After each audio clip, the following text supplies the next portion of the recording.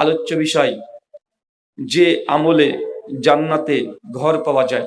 কি বললাম বলেন তো, আরো জোরে বলেন। যে আমলে জান্নাতে ঘর পাওয়া যায়। আমরা মুসলিম, যেহেতু ইসলাম ধর্মে বিশ্বাসী, এটা প্রত্যেক মানুষের ক্ষেত্রে প্রযোজ্য যে মানুষ মৃত্যুবরণ করবে, এটা নিশ্চিত। এর মধ্যে যাররা অনুপরিমাণেও কোনো সন্দেহের অবকাশ নেই। সমস্ত মানুষ দুনিয়াতে বেঁচে থাকে কিছু আশা, কিছু স্বপ্ন নিয়ে। আজকে আপনি আছেন, আপনি সবসময় ভবিষ্যতে পরিকল্পনা করেন যে আপনি কি করতে চান, কি হতে চান, আপনি আপনার ছেলে মেয়েকে কি দেখতে চান। প্রত্যেক মানুষ নিজ নিজ একটা স্বপ্ন আছে, মানুষ ভবিষ্যৎ পরিকল্পনা করে। কিন্তু আমাদের যে ভবিষ্যৎ নির্ধারিত আছে, সে ভবিষ্যৎ আমরা অনেক ক্ষেত্রে ভুলে যাই। সেটা হচ্ছে মৃত্যু। পৃথিবীতে এমন কোনো মানুষ নেই যার মৃত্যু হয় নাই। এমন কোন মানুষকে দেখেছেন? কথা বলেন। এমন কোন মানুষকে দেখেছেন যার মৃত্যু হয় নাই? সে যত বড় বিজ্ঞানী হোক, সায়েন্টিস্ট হোক, গবেষক হোক, দার্শনিক হোক, মৃত্যু প্রত্যেক মানুষের কাছে কোনো একটা সময়ে চলে এসেছে। যতই চেষ্টা করেন না কেন, তারপরে মৃত্যুকে কেউ ধরে রাখতে পারে নাই। গোটা বিশ্ব জগতের যিনি সবচাইতে বর্তমান প্রেক্ষাপটে সবচাইতে 1 নম্বর বৈজ্ঞানিক সায়েন্টিস্ট মৃত্যুবরণ করেছেন, তার নাম অ্যালবার্ট আইনস্টাইন। গোটা বিশ্ব জগৎকে তাক লাগিয়ে দিয়েছে। তার গবেষণা এত উঁচু মানের ছিল, তারপরেও আইনস্টাইন মৃত্যুবরণ করেছে কি করে নাই? মৃত্যুবরণ করেছে। আসলে অনেক ক্ষেত্রে আমরা নিজেদের জীবনের চূড়ান্ত বাস্তবতাকে আমরা ভুলে যাই। এই দুনিয়ার ক্ষণস্থায়ী সামান্য পরিমাণের কিছু লোভ লালসা, ভালো লাগার কারণে বাস্তব যে জীবন আমাদের, একজন প্রত্যেক মানুষকে চলে যেতে হবে, এটা আমরা ঘুণাক্ষরেও কখনো চিন্তা করি না। আর চিন্তা করলেও খুব বেশিক্ষণ আমরা মনে রাখতে চাই না। কেন? কারণ যখনই আপনি কবরকে দেখবেন যে প্রত্যেক মানুষকে কবর কাছে আসতে হবে। আজকে দেখেন আলোচনা হতে পারে আগামীকাল বা গতকাল আপনার এলাকার মানুষ কেউ একজন মারা গেছে। যখনই মানুষ মারা যায়, সে মানুষের মৃত শরীরটা যে কত ভয়ঙ্কর। মানুষ যখন মারা যায়, রূহ যখন বিচ্ছিন্ন হয়ে যায় শরীর থেকে, মৃত মানুষটা যে কত ভয়ঙ্কর হতে পারে আপনি তখন বুঝতে পারবেন। আপনি যে স্ত্রীকে সারা জীবন একই সঙ্গে ছিলেন, যদি আপনার স্ত্রী আজকে মৃত্যুবরণ করে রাত্রিবেলায়, সারা রাত যদি আপনাকে বলা হয় যে আপনি পাহারা দেন, বাড়িতে কেউ থাকবে না, মৃত স্ত্রীর পাশে বসে সারা রাত পাহারা দেন, দেখবেন আপনার স্ত্রীকে রাতে যখন পাহারা দিবেন, হঠাৎই কেমন একটা ভয় ভেতর কাজ করবে। করবে কি করবে না? যাকে এত ভালোবাসেন, যার সঙ্গে বছরের পর বছর 20 বছর 40 বছর সময় কাটিয়েছেন, কিন্তু মানুষ যখন মৃত্যুবরণ করে তখন তার শরীরটা একটা ভয়ঙ্কর ভীতি, ভয়ের কাজ করে একটা জীবন্ত মানুষের জন্য। অথচ সে মানুষের সঙ্গে আপনি সময় কাটিয়েছেন, ভালোবাসার মানুষ ছিল, কলিজার টুকরা ছিল, তারপরে মানুষ ভীত সন্ত্রস্ত হয়ে যায়। এটা হচ্ছে বাস্তবতা। চলেন আজকে যে বিষয়ে আপনাদের সামনে আলোচনা করব, আলোচ্য বিষয়, যে আমলে জান্নাতে ঘর পাওয়া যায়। আচ্ছা, আপনারা বিশ্বাস করেন জান্নাত জাহান্নাম আছে? বিশ্বাস করেন? অনেক মানুষের মধ্যে সংশয় সন্দেহ কাজ করে, জান্নাত আছে তো, জাহান্নাম আছে তো। বর্তমান সাইকোলজিস্ট, মনোবিজ্ঞানী তারা বলছে প্রত্যেক মানুষের মধ্যে কমন কিছু লোভ লালসা কাজ করে। প্রত্যেক মানুষের মধ্যে লোভ আছে, লালসা আছে। কিসের? অর্থ, টাকা পয়সা, বাড়িঘর, সম্পদ, সম্পত্তি, ক্ষমতা, পাওয়ার, এটা প্রত্যেকটা মানুষের একটা লালসা। এর জন্য বেশি কিছু আপনাকে চেষ্টা করতে হবে না। আপনার 10 বছর বা 12 বছর একটা ছেলে আছে, তাকে আপনি কালকেই ওই কালিয়া চকে নিয়ে চলে যাবেন, ঘুরতে যাবেন। ছোট্ট ছেলে, 7, 8, 10 বছরের বয়স, কিছু বুঝে না, টাকা কি এটাই বুঝে না। যখন বড় বড় বিল্ডিং দেখবে, আপনার ছেলেটা দেখবেন আপনাকে হঠাৎই বলে উঠবে যে বাবা, কবে আমাদের অত সুন্দর উঁচু উঁচু বিল্ডিং কবে আমাদের হবে? এই প্রশ্ন করে কি করে না? করে।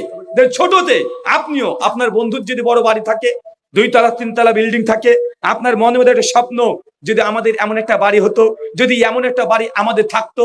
ভাই বলেন তো, এমন আশা আকাঙ্ক্ষা থাকে কি থাকে না? প্রত্যেক মানুষের থাকে। এটা ফিতরাত, এটা আপনার হৃদয়ে আল্লাহ সুবহানাহু ওয়া তাআলা দিয়ে রেখেছেন। এই লালসা প্রত্যেক মানুষের অন্তরে কাজ করে। জামে তিরমিজি হাদিস নাম্বার 3550, আল্লাহ নবী বলছেন আমার উম্মতের গড় বয়স 60 থেকে 70। কত বছর? আরো জোরে বলেন। 60 থেকে 70 উম্মতের গড় বয়স, মানে এর মধ্যে মানুষ মৃত্যুবরণ করবে।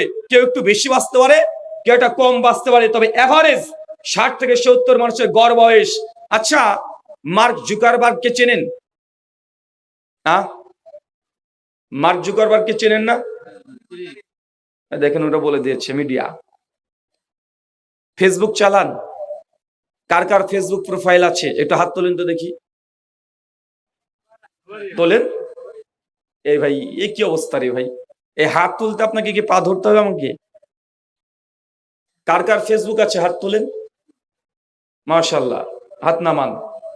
আচ্ছা, ফেসবুক এটা আবিষ্কার কে করেছেন? Mark Zuckerberg. 2004 সালে ফেব্রুয়ারি মাসে প্রথম ব্যবসায়ীভাবে ফেসবুককে গোটা বিশ্ব জগতে তারা পাবলিশ করেছে।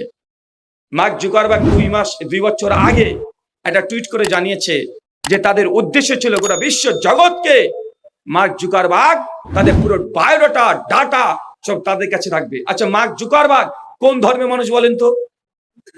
ইহুদি ধর্মের। কোন ধর্মের কথা বলেন? ইহুদি ধর্মের। ইহুদি ধর্মের প্রতিষ্ঠাতা মার্ক জুকারবার্গের এটা তার ইচ্ছা যে গোটা বিশ্ব জগতের মানুষের সমস্ত ডাটাবেস যা আছে, সমস্ত তথ্য তাদের হাতের মধ্যে রেখে দিবে। ভাই বলেন তো, এখন পেরেছি কি পারে নাই? মাত্র কয়েক বছর আগেকার রিপোর্ট বলছে গোটা বিশ্ব জগতের মানুষের সংখ্যা প্রায় 800 কোটি, আর 800 কোটি মানুষের মধ্যে প্রায় 550 কোটি মানুষের এখন ফেসবুক প্রোফাইল আছে। মানে 550 কোটি মানুষ ফেসবুক এখন ব্যবহার করছে। তার মানে বুঝতে পারছেন যে গোটা বিশ্বের মানুষ তার যে স্বপ্ন, সেই স্বপ্নকে পূরণ করছে। মানে আমার বলার উদ্দেশ্য এটা নয় যে ফেসবুকের প্রোফাইল কত। মার্ক জুকারবার্গ যে কথাটা সবচেয়ে ভয়ঙ্কর দিয়েছে, সেই কথা হচ্ছে এটা, প্রত্যেক মানুষ যাদের সোশ্যাল মিডিয়া প্ল্যাটফর্ম আছে, হতে পারে ফেসবুক, ইউটিউব, টুইটার, হোয়াটসঅ্যাপ, বিভিন্ন রকমের মেসেঞ্জার গ্রুপ, বিভিন্ন রকমের টিকটক বা রিলস, টোটালি যারা এই মাল্টিমিডিয়া সেটগুলো ব্যবহার করছে, তারা কমপক্ষে প্রতিদিন 4 থেকে 5 ঘন্টা সময় সোশ্যাল মিডিয়া ব্যবহার করে। কত ঘন্টা? আরো জোরে বলেন। ভাই, আমার একটা সমস্যা আছে। আমার সমস্যা হচ্ছে এই যে আমি 1 মিনিট কথা বললে তারপরে প্রশ্ন করব, আর আপনাদেরকে অ্যান্সার করতে হবে। মানে আমি একা একা বকে চলে যাবো এমনটা নয়। মানে প্রত্যেক কথার দাঁড়ি যখন হবে আপনাকে যে প্রশ্ন ছুড়ে দেবো, আর আপনাকে মুখ খুলতে হবে। কথা কি বুঝতে পারলেন? মানে একা একা মরামর্শের সামনে তো আলোচনা করতে বসি নাই, করেছি নাকি? না আপনাদের এলাকায় একটু মারা গেছে আজকে? মানে দেখে মনে হচ্ছে আপনারা খুব অনেক বেশি ক্লান্ত, অনেক মনে হচ্ছে যে আপনারা হীনমন্যতে ভুগছেন, অনেক দুঃখে আছেন, কষ্টে আছেন। এমন কেন? আজকের আলোচনা সভা, এই আলোচনার সভাটা যা শেখার জন্য। কিসের জন্য কথা বলেন? শেখার জন্য, কিছু শিখবেন এই জন্য। আর বর্তমান মনোবিজ্ঞানী তারা বলছে, যার বিশেষজ্ঞ, একজন স্টুডেন্ট আর শিক্ষকের সঙ্গে যতক্ষণ কানেকশন থাকবে মাত্র 40 থেকে 45 মিনিট। এর বেশি শিক্ষক যদি আলোচনা করে ছাত্র ব্রেনে ধরে রাখতে পারবে না। কিন্তু আমাদের সমস্যা, গোটা বিশ্ব জগতে দেখেন যারা আলোচনা করে, মোদিজি ক ঘন্টা আলোচনা করে? গোটা ভারতবর্ষ 140 কোটি মানুষের জন্য ভাষণ দেয়, কত minute? 15 minute, 20 minute. Donald Trump 5 থেকে 7 মিনিট। চিন্তা করতে পারছেন? কিন্তু আমরা হুজুর, আমরা বক্তা, আমাদের 2 ঘন্টা না হলে গিয়ারে উঠে না। বিশ্বের কোনো মানুষ এত লম্বা ভাষণ দেয় না। স্কুল থেকে ইউনিভার্সিটি 35 থেকে 45 মিনিট, এর বেশি তারা আলোচনা করে না। কেন? কারণ মানুষের যে নিউরন 45 মিনিটের বেশি সে ধারণ করতে পারবে না। আমি বকেই যাব, আপনি প্রথম 20, 30, 40 মিনিট আমার সঙ্গে সংযোগ থাকবে, তারপরে যত কথা বলবো অতিরিক্ত কথাগুলো সবগুলো আপনি ভুলে যাবেন। দিন শেষে এটা হবে যে ভাই আলোচনায় কি শিখলেন? বলবেন যে আলোচনা তো খুব সুন্দর হয়েছে, কি যে শিখেছি। যদি আপনাকে এখনই বলি যে মাগরিবের পর থেকে আলোচনা হচ্ছে, কি শিখেছেন? 3টে জিনিস বলবেন যে আজকে শিখতে পেরেছেন। ভাববেন তাই তো, আলোচনা তো শুনলাম, কি যে শিখলাম। মূল কথা হচ্ছে আমরা ভুল করি সব জায়গাতে। মুসলমান আমরা ভুল করছি। গোটা বিশ্বের ইউনিভার্সিটি যেগুলো দেখেন 45 মিনিট বেশি ক্লাস নেয় না। কেন? এর বেশি ক্লাস নিলে আপনি ধরে রাখতে পারবেন না। আজ শিক্ষকের সঙ্গে ছাত্রর যত দ্রুত কানেকশন থাকবে, শিক্ষক যখন কথা বলবে ছাত্ররা যদি অ্যান্সার করে, ওই ছাত্র দ্রুত গতিতে তার মুখস্থ বৃদ্ধি পাবে। কিন্তু আমরা কথা বলতে চাই না। আপনি আমার কথা শুনছেন, মন চলে গেছে ব্যবসা করতে, মন চলে গেছে গার্লফ্রেন্ডের কাছে, আছে না না? কথা বলেন। তাই কথা বলতে হবে। মার্ক জুকারবার্গ বলছে গোটা বিশ্ব জগতে প্রত্যেক মানুষ যারা সোশ্যাল মিডিয়া প্ল্যাটফর্ম ব্যবহার করে 4 থেকে 5 ঘন্টা তারা সময় ব্যয় করছে সোশ্যাল মিডিয়াতে। কত ঘন্টা? কথা বলেন। 4 থেকে 5 ঘন্টা। একটা মানুষের হায়াত যদি 60 বছর হয়, আল্লাহ নবী বলছেন 4 ঘন্টা ধরে নিলাম আপনি সোশ্যাল মিডিয়া ব্যবহার করছেন। আচ্ছা, নিজেকেই আপনি বিচার করে দেখেন তো, প্রতিদিন 4 ঘন্টা আপনি ফেসবুক সোশ্যাল মিডিয়া ব্যবহার করেন কি করেন না? করেন। নিজেকে দিয়ে বিচার করেন। আচ্ছা, এই জনতা যতজন আছেন, কেউ একজন হাত তুলে বলতে পারবেন যে আপনার সোশ্যাল মিডিয়া প্ল্যাটফর্ম আছে, কিন্তু রাত্রিতে ঘুমানোর পূর্বে 10-15 মিনিট ব্রাউজিং না করে কোনোদিন ঘুমিয়েছেন এমন কোন মানুষ আছেন? হাত তোলেন তো। মোবাইল আছে? কি মোবাইল? সোশ্যাল মিডিয়া আছে? কি আছে তোমার? সোশ্যাল মিডিয়া প্ল্যাটফর্ম গুলো আছে? ফেসবুক আছে? ইউটিউব তো থাকবে স্বাভাবিক। মানে একজন, আর কেউ আছে? যে রাত্রে তো ঘুমাচ্ছেন অথচ সোশ্যাল মিডিয়াকে একবার আপনি সার্চিং করেন না, একবার ব্রাউজিং করেন না। চিন্তা করে দেখেন, এখানে কয়েক শত মানুষ আছে, তার মধ্যে একজনকে পাওয়া যাচ্ছে যে রাত্রিবেলাতে সোশ্যাল মিডিয়া প্ল্যাটফর্ম গুলোকে ব্যবহার করছে না। মায়েদেরকে উদ্দেশ্য করে যদি কথা বলি, যে আপনার সন্তান 1 বছর 2 বছর 5 বছরের সন্তান, আপনার ছেলেকে যখন আপনি খাওয়াচ্ছেন, সেই সময় আপনার ছেলেটা মোবাইল দেখে না, না দেখে খাবার খায়, এমন কোনো মাকে খুঁজে পাওয়া যাবে না। তার মানে বোঝা যাচ্ছে কি, যে এই প্ল্যাটফর্ম গুলো, মিডিয়া গুলোকে আমরা ব্যবহার করি না, মোবাইল আমরা ব্যবহার করি না, মোবাইল আমাদেরকে ব্যবহার করছে। এখন ব্যবহার করছে কি করছে না? মোবাইল আমাদেরকে ব্যবহার করছে। 1 ঘন্টা যদি ইন্টারনেট না থাকে, মানুষ পাগল হয়ে যায়। মানে কি হলো, মানে বুঝতে পারে না। সবচেয়ে বড় ভয়ঙ্কর কথা হচ্ছে এটা, প্রত্যেক মানুষ যদি প্রতিদিন 4 ঘন্টা সোশ্যাল মিডিয়া প্ল্যাটফর্ম ব্যবহার করে, একজন মানুষ প্রতিদিন কমপক্ষে ঘুমান কত ঘন্টা? চাচা, ক ঘন্টা ঘুমান? 6 ঘন্টা ঘুম।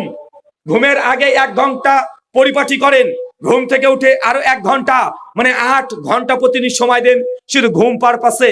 আর 4 ঘন্টা যুক্ত করেন সোশ্যাল মিডিয়াতে, মানে 12 ঘন্টা। একদিন কত ঘন্টায়? 24 ঘন্টায়। তো প্রতিদিন 12 ঘন্টা যদি সোশ্যাল মিডিয়া আর ঘুমেই কেটে যায়, মানে হায়াত ছিল 60 বছর, হিসাবে কত বয়স দাঁড়াচ্ছে আপনার? কথা বলেন। মানে 30 বছর অনর্থক, কোনো কারণ ছাড়া, কোন রকমের প্রোডাক্টিভিটি ছাড়াই একটা মানুষের অর্ধেক বয়স, 50% বয়স, এটা শেষ হয়ে যাচ্ছে। চাই সেটা নারী হোক অথবা পুরুষ হোক, 30 বছর মাত্র তার জীবন আছে। এই 30 বছর আপনি কি করছেন? জামে তিরমিজি হাদিস 1724, আল্লাহ নবী বলছেন প্রত্যেক মানুষকে কিয়ামতের মাঠে 5টা প্রশ্ন করা হবে। এই 5টা প্রশ্ন যতক্ষণ অ্যান্সার না করবেন, আপনাকে এক ধাপ আল্লাহ সুবহানাহু ওয়া তাআলার সামনে এগোতে দেবে না। প্রত্যেক মানুষকে, যতজন আছে, নবী আদম থেকে শেষ মানুষ পর্যন্ত, প্রত্যেককে 5টা প্রশ্ন করা হবে। প্রথম, আন উমুরিহিম, তোমাকে যে হায়াত দিয়েছিলাম, বয়স দিয়েছিলাম, 60 বছর তুমি পেয়েছিলে, এই 60 বছর কোন খাতে ব্যবহার করেছো? প্রত্যেক সেকেন্ডের কড়াই গন্ডা হিসাব নেওয়া হবে। আজকে যারা মেলা খেলা দেখছে চতুর্দিকে, এই সেকেন্ডের কিয়ামতের মাঠে আপনাকে হিসাব দেওয়া লাগবে, যে আল্লাহ আপনাকে সময় দিয়েছে, এই সময় কোন খাতে ব্যবহার করেছেন, এর হিসাব দেওয়া লাগবে। এখন বলেন, আপনি হিসাব দেওয়ার জন্য প্রস্তুতি আছে কি নেই? হিসাব দিতে পারবেন? এটা আল্লাহ দিয়েছেন সময়। টাইম কি সময়, এত গুরুত্ব সময়ের। আল্লাহ কোরআন মাজিদে বারবার সময় কিনে কসম কেটেছে। আর আল্লাহ কোন জিনিসের কসম কাটা মানে এর মাকাম মর্যাদা কত বিশাল, আপনি কল্পনা করতে পারবেন না। ওয়াল আসরি, সময়ের শপথ, ওয়াল ফাজরি, ফজরের শপথ, ওয়াল আসর, অনেক জায়গাতে আল্লাহ সময় কিনে কসম কেটেছে। কেন? সময় অনেক মূল্যবান, অনেক মূল্যবান, কিন্তু আমরা সময়কে গুরুত্ব দিচ্ছি না। 60 বছরের 30 বছর অনর্থক সময় কেটে যাচ্ছে। 30 বছর কি করেন? বয়সের 3টে ভাগ। মোটামুটি 15 বছর পর্যন্ত পড়াশোনায় এগুলো নিয়ে ব্যস্ত। 15 থেকে 25 পর্যন্ত 10 বছর একটাই টার্গেট, শুধুমাত্র ছেলেরা মেয়ের পেছনে ছুটবে, মেয়েরা ছেলের পেছনে ছুটবে।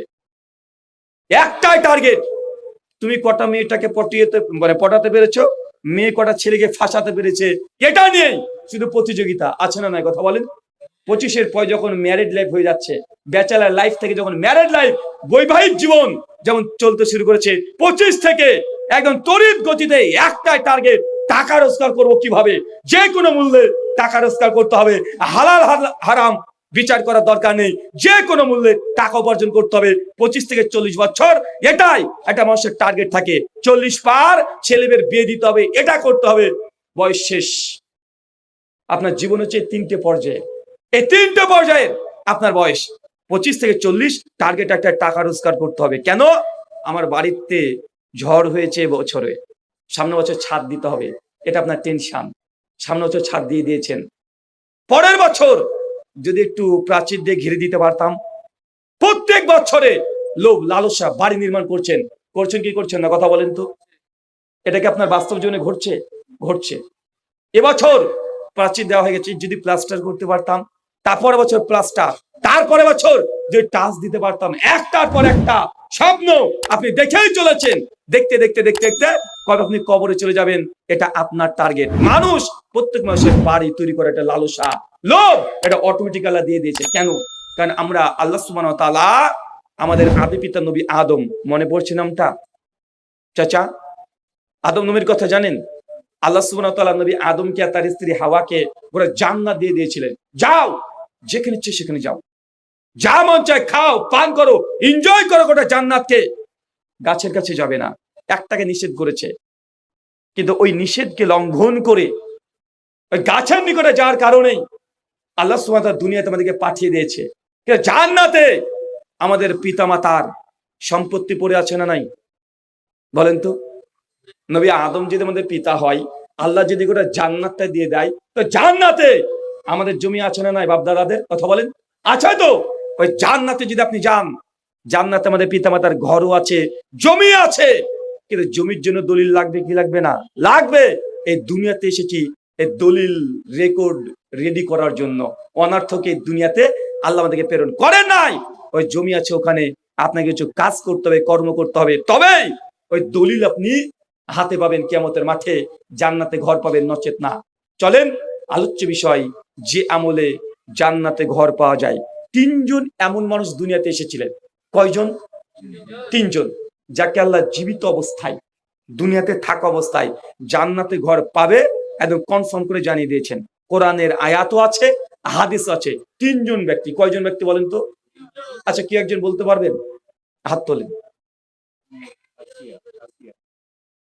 একজন হচ্ছে হযরত বেলাল। না শেখ, আপনি বলেন না, আপনি আলেম মানুষ, আপনি কেন বলবেন? স্টেজ থেকে না, সামনে থেকে বলেন তো। তিনজন ব্যক্তি কোরআন হাদিসের নাম উল্লেখ আছে, যারা মৃত্যুর আগে আল্লাহ নবী জানিয়ে দিয়েছেন আল্লাহ এদেরকে জান্নাতে ঘর দিয়েছে।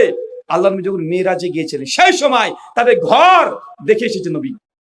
তিনজন ব্যক্তি আছে, বলেন একজন কে বলতে পারবেন? সুমাইয়া, আসিয়া, আপনি বেলাল। তিনটে নাম চলে এসছে অলরেডি। আর কে বলতে পারবেন? বলেন। আব্দুর রহমান ইবনে আউফ। মাশাআল্লাহ, চারটে চলে এসেছে। আচ্ছা, একজনই তিনজন ব্যক্তির নাম বলতে পারবেন? কি একজন দাঁড়ান তো। তুমি তিনজনের নাম বলতে পারবে? পারবে?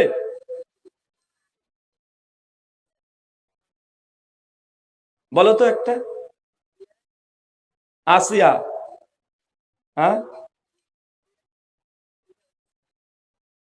চাচা, আপনি বলবেন? বলেন তো।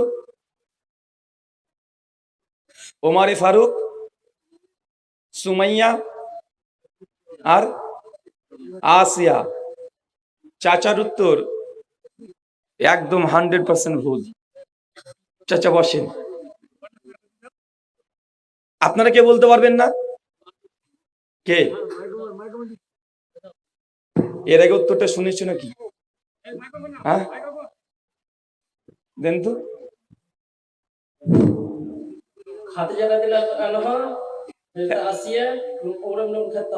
মাশাআল্লাহ, তিনজন বলেছেন। চাচা আপনিও বলবেন? এই তো আমি এগুলোতে চাই চাচারা বলুক। চাচা বলেন, হবে? কি বলছে একটু মুকাব্বির বানিন তো, কি বলছে চাচা?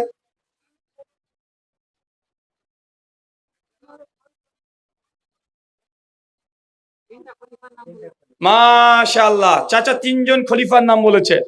চাচা বসে পড়েন। উত্তর ভুল হয়েছে। উত্তর কি হয়েছে? ভুল হয়েছে। আচ্ছা, তুমি এর আগে সোশ্যাল মিডিয়াতে মনে হয় দেখেছো প্রশ্ন উত্তর, না?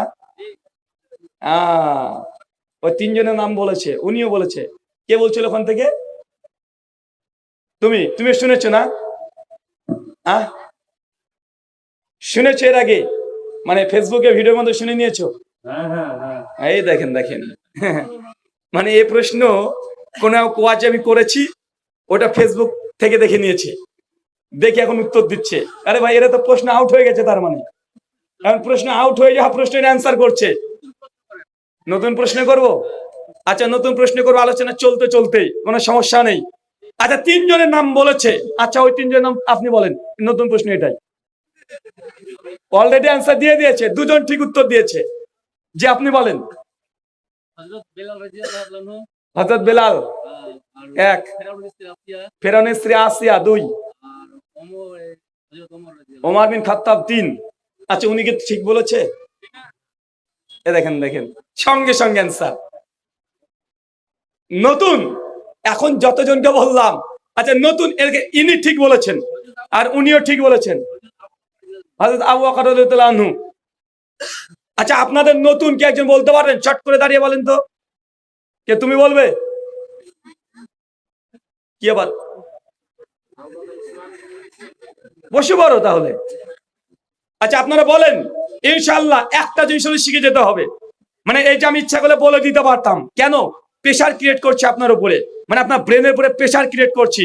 আজকে যখন ব্রেনকে চাপ দিবেন এই অ্যান্সারটা বের করার জন্য, স্মরণ করবেন, ইনশাআল্লাহ মৃত্যুর আগের মতো পর্যন্ত অ্যান্সারটা মনে থাকবে আপনার, ইনশাআল্লাহ। দেখেন, ওদেরকে হয়তো এইভাবে শুনেছে, ওদের মনে আছে, কবে হয়তো আলোচনা সোশ্যাল মিডিয়া থেকে এই প্রশ্নটা শুনে নিয়েছে, মনে আছে। আপনাদের প্রত্যেকের থাকবে। আর একজন চট করে দাঁড়িয়ে বলেন তো তিনজনের নাম। আসলে মুসলমানরা কথা বলতে শিখিনি এখনো।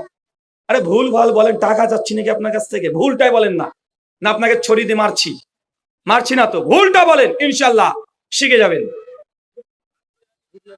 এক আসিয়া, দুই বলো বলো, খাদিজা রাদিয়াল্লাহু আনহা, ওমর ইবনুল খাত্তাব। বলেন দেখি, পেছনে ক্যামেরা আছে। মাশাআল্লাহ, বসে পারো। তার মানে এখন আপনাদের সংশয় কাজ করছে। তিনজন ব্যক্তিকে জান্নাতে আগে থেকে ঘর দিয়ে দেওয়া হয়েছে, আগে থেকে, মৃত্যুর আগে। এমনকি একজন ব্যক্তি প্রসঙ্গে বলা হচ্ছে, মৃত্যুর আগে জান্নাতে ঘর কোনটা পাবে, তাকে মৃত্যুর আগে দুই চোখ দিয়ে ওই ঘরকে দেখানো হয়ে গেছে। এক হচ্ছে আসিয়া, কি নাম বললাম? আরো জোরে বলেন। আসিয়া পরিচয় কি বলেন তো? ফেরাউনের স্ত্রী।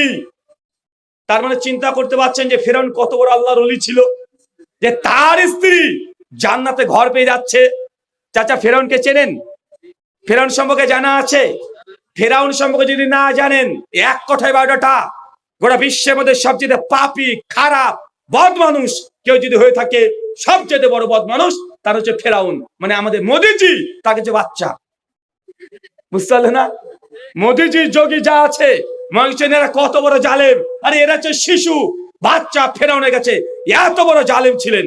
মুসনাদে আবি ইয়ালা হাদিস নাম্বার 841, আবু হুরায়রা রাদিয়াল্লাহু তাআলা বর্ণনা করছেন, আসিয়া যখন ফেরাউনের স্ত্রী নিজে কালিমার দাওয়াতে যখন বিশ্বাসী হয়ে গেলেন, যখন ইসলাম গ্রহণ করলেন, মুসলিম হয়ে গেলেন, ওই সময় ফেরাউন জানতে পেরেছে তার নিজের স্ত্রী নবী মুসার দিনকে গ্রহণ করে নিয়েছে।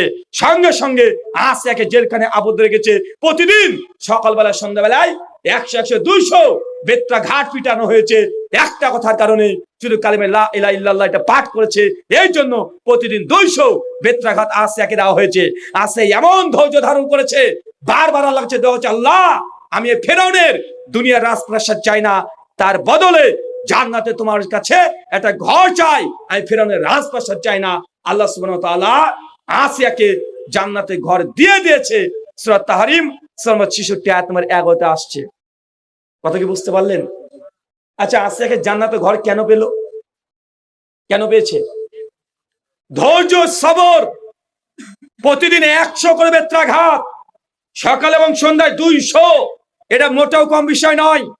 দীর্ঘদিন ধরে তাকে নির্যাতন করা হয়েছে, তারপরে সে একই কথা বলেছে, আল্লাহ আমি দুনিয়াতে কিছু চাই না, যদি দুনিয়াতে ফেরাউনের নির্যাতনে যদি মৃত্যুবরণ করি, তারপর তোমার জান্নাতে ঘর চাই। এখন ফেরাউনের স্ত্রী আসিয়া তার এত ধৈর্যের কারণে আল্লাহ সুবহানাহু ওয়া তাআলা জান্নাতে ঘর দিয়ে দিয়েছে।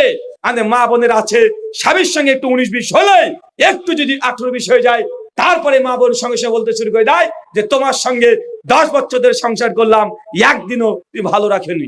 আছে না নাই? আছে না ভাইজান? Common dialogue.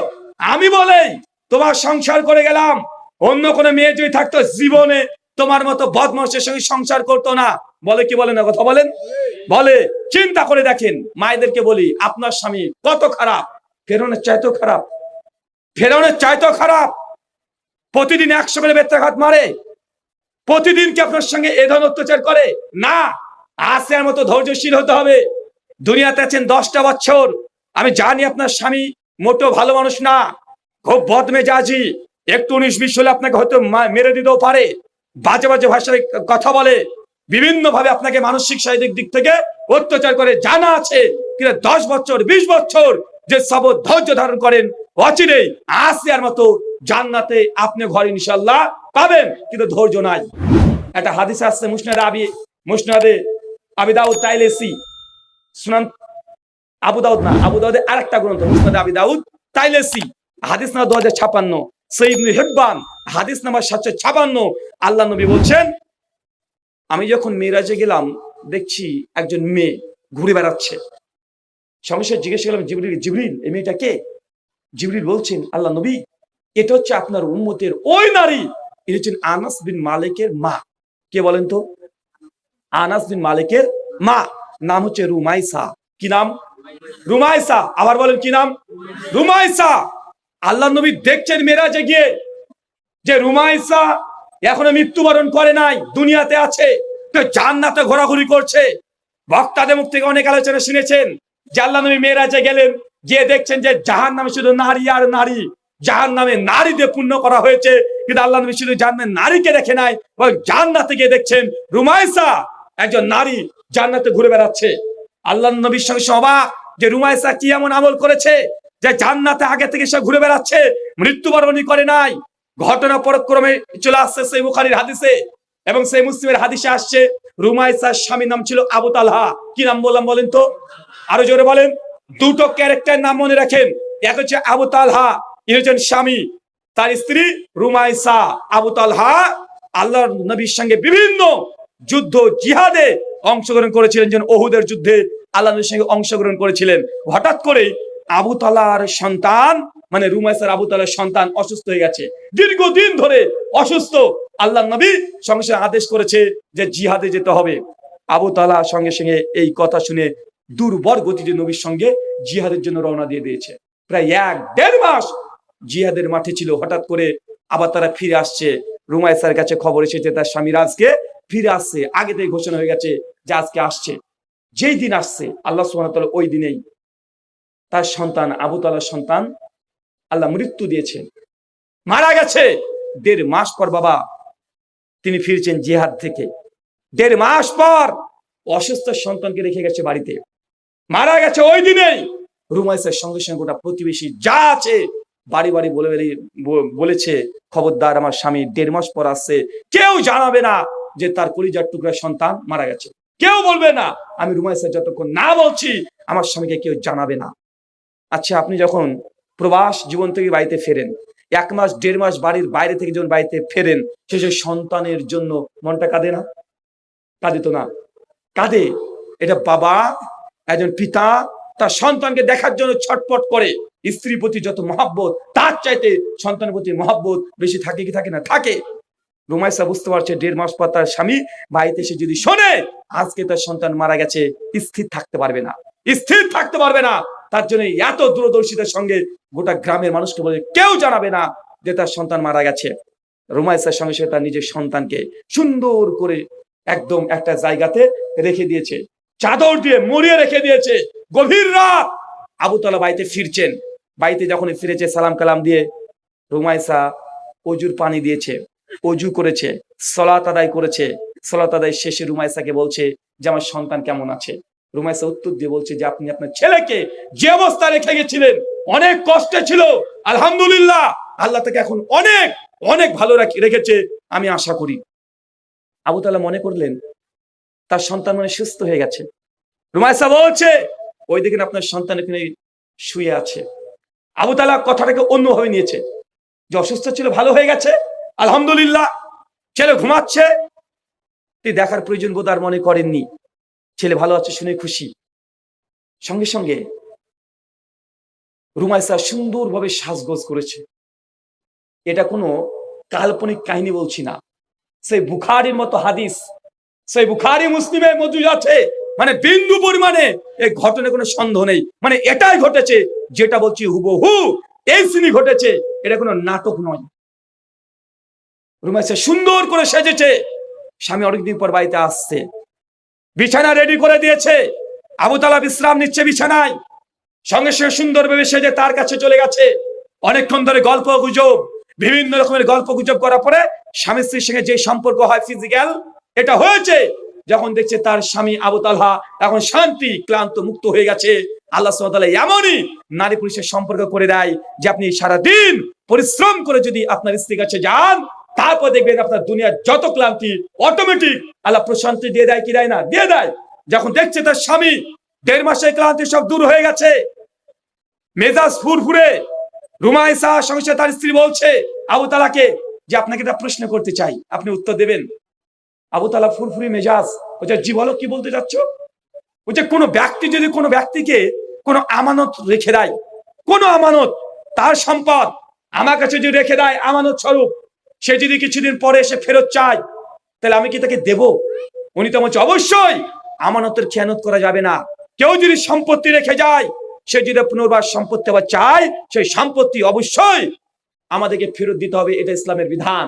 রুমাইসার সঙ্গে সে তার স্বামীকে বলছে যে আপনি শুনে রাখেন, আপনার সন্তান আল্লাহ সুবহানাহু ওয়া তাআলা আমাদেরকে আমানত স্বরূপ দিয়েছিলেন, আজকে আপনার সন্তানকে আল্লাহ সুবহানাহু ওয়া তাআলা নিয়ে নিয়েছে। আবু তালহা আপনি ধৈর্য ধারণ করেন, ধৈর্য ধারণ করেন। আবু তালহার কথা শুনে চট করে বিছানা থেকে লাফিয়ে উঠে বলছে কি বলছো? সন্তান মারা গেছে মানে? কখন মারা গেছে? তো সকালে। এতক্ষণ তুমি জানাওনি কেন? তুমি আমার সঙ্গে এত কিছু ঘটে গেল, কিছু তুমি জানাও নাই, আমার সন্তান মারা গেছে। ছুটে চলে গেছে মসজিদে। ফজরের ওয়াক্ত, নবীর সঙ্গে সালাত আদায় করছে ফজরের। সালাম ফিরিয়ে আল্লাহ নবীকে বলছে ইয়া রাসূলুল্লাহ, আজকে রাতবেলাতে এই জিনিস ঘটে গেছে, আমার স্ত্রী আমার সঙ্গে এই আচরণ করেছে, আমার সন্তান মারা গেছে বলে নাই, দীর্ঘক্ষণ ধরে তার সঙ্গে আমি সঙ্গ দিয়েছি, আল্লাহ নবী আমার সন্তান আর নেই দুনিয়াতে। আল্লাহ নবীর সঙ্গে সঙ্গে আবু তালহাকে বলছে আবু তালহা, তোমার স্ত্রীর এই ধৈর্য, এই সবর, তোমার প্রতি এত ভালোবাসা মহব্বত তোমাকে কষ্ট দেবে না, তার জন্য তোমাকে শান্ত মেজাজে এতক্ষণ ধৈর্য ধারণ করেছে। আল্লাহ সুবহানাহু ওয়া তাআলা এই রাতকে এমন ভাবে কবুল করে নিয়েছে, তোমাদের এই আজকের মিলনে আল্লাহ বরকত নাজিল করেছে। ইমাম হাজার আসকালানী ফাতুল বারির মধ্যে বলছেন এরপর রুমাইসার গর্ভে 3 জন সন্তান হয়েছে, 3 জনই কোরআনের হাফেজ, আলহামদুলিল্লাহ। আচ্ছা, এখান থেকে কি বুঝলেন? এই ঘটনা থেকে কি বুঝলেন? ধৈর্য, সবর, নারীদের দূরদর্শিতা। রুমাইসার জান্নাতে এমনি ঘুরে বেড়াচ্ছে না, এমনি ঘুরে বেড়াচ্ছে না, তার যে ধৈর্য, সবর, একদম গোটা বিশ্ব জগৎকে তাক লাগিয়ে দেওয়ার মতো। আমাদের মা বোনের আছে, অপমান করতে চাই না, যদি একটু 19-20 হয়ে গেছে কত রকমের কথা আছে না নাই? স্বাধীন পর যদি স্বামী যদি বাড়িতে ফেরে, আগে 3-4 রকমের কথা শুনিয়ে দেওয়া হয়, হয় না ভাইজান? হয়।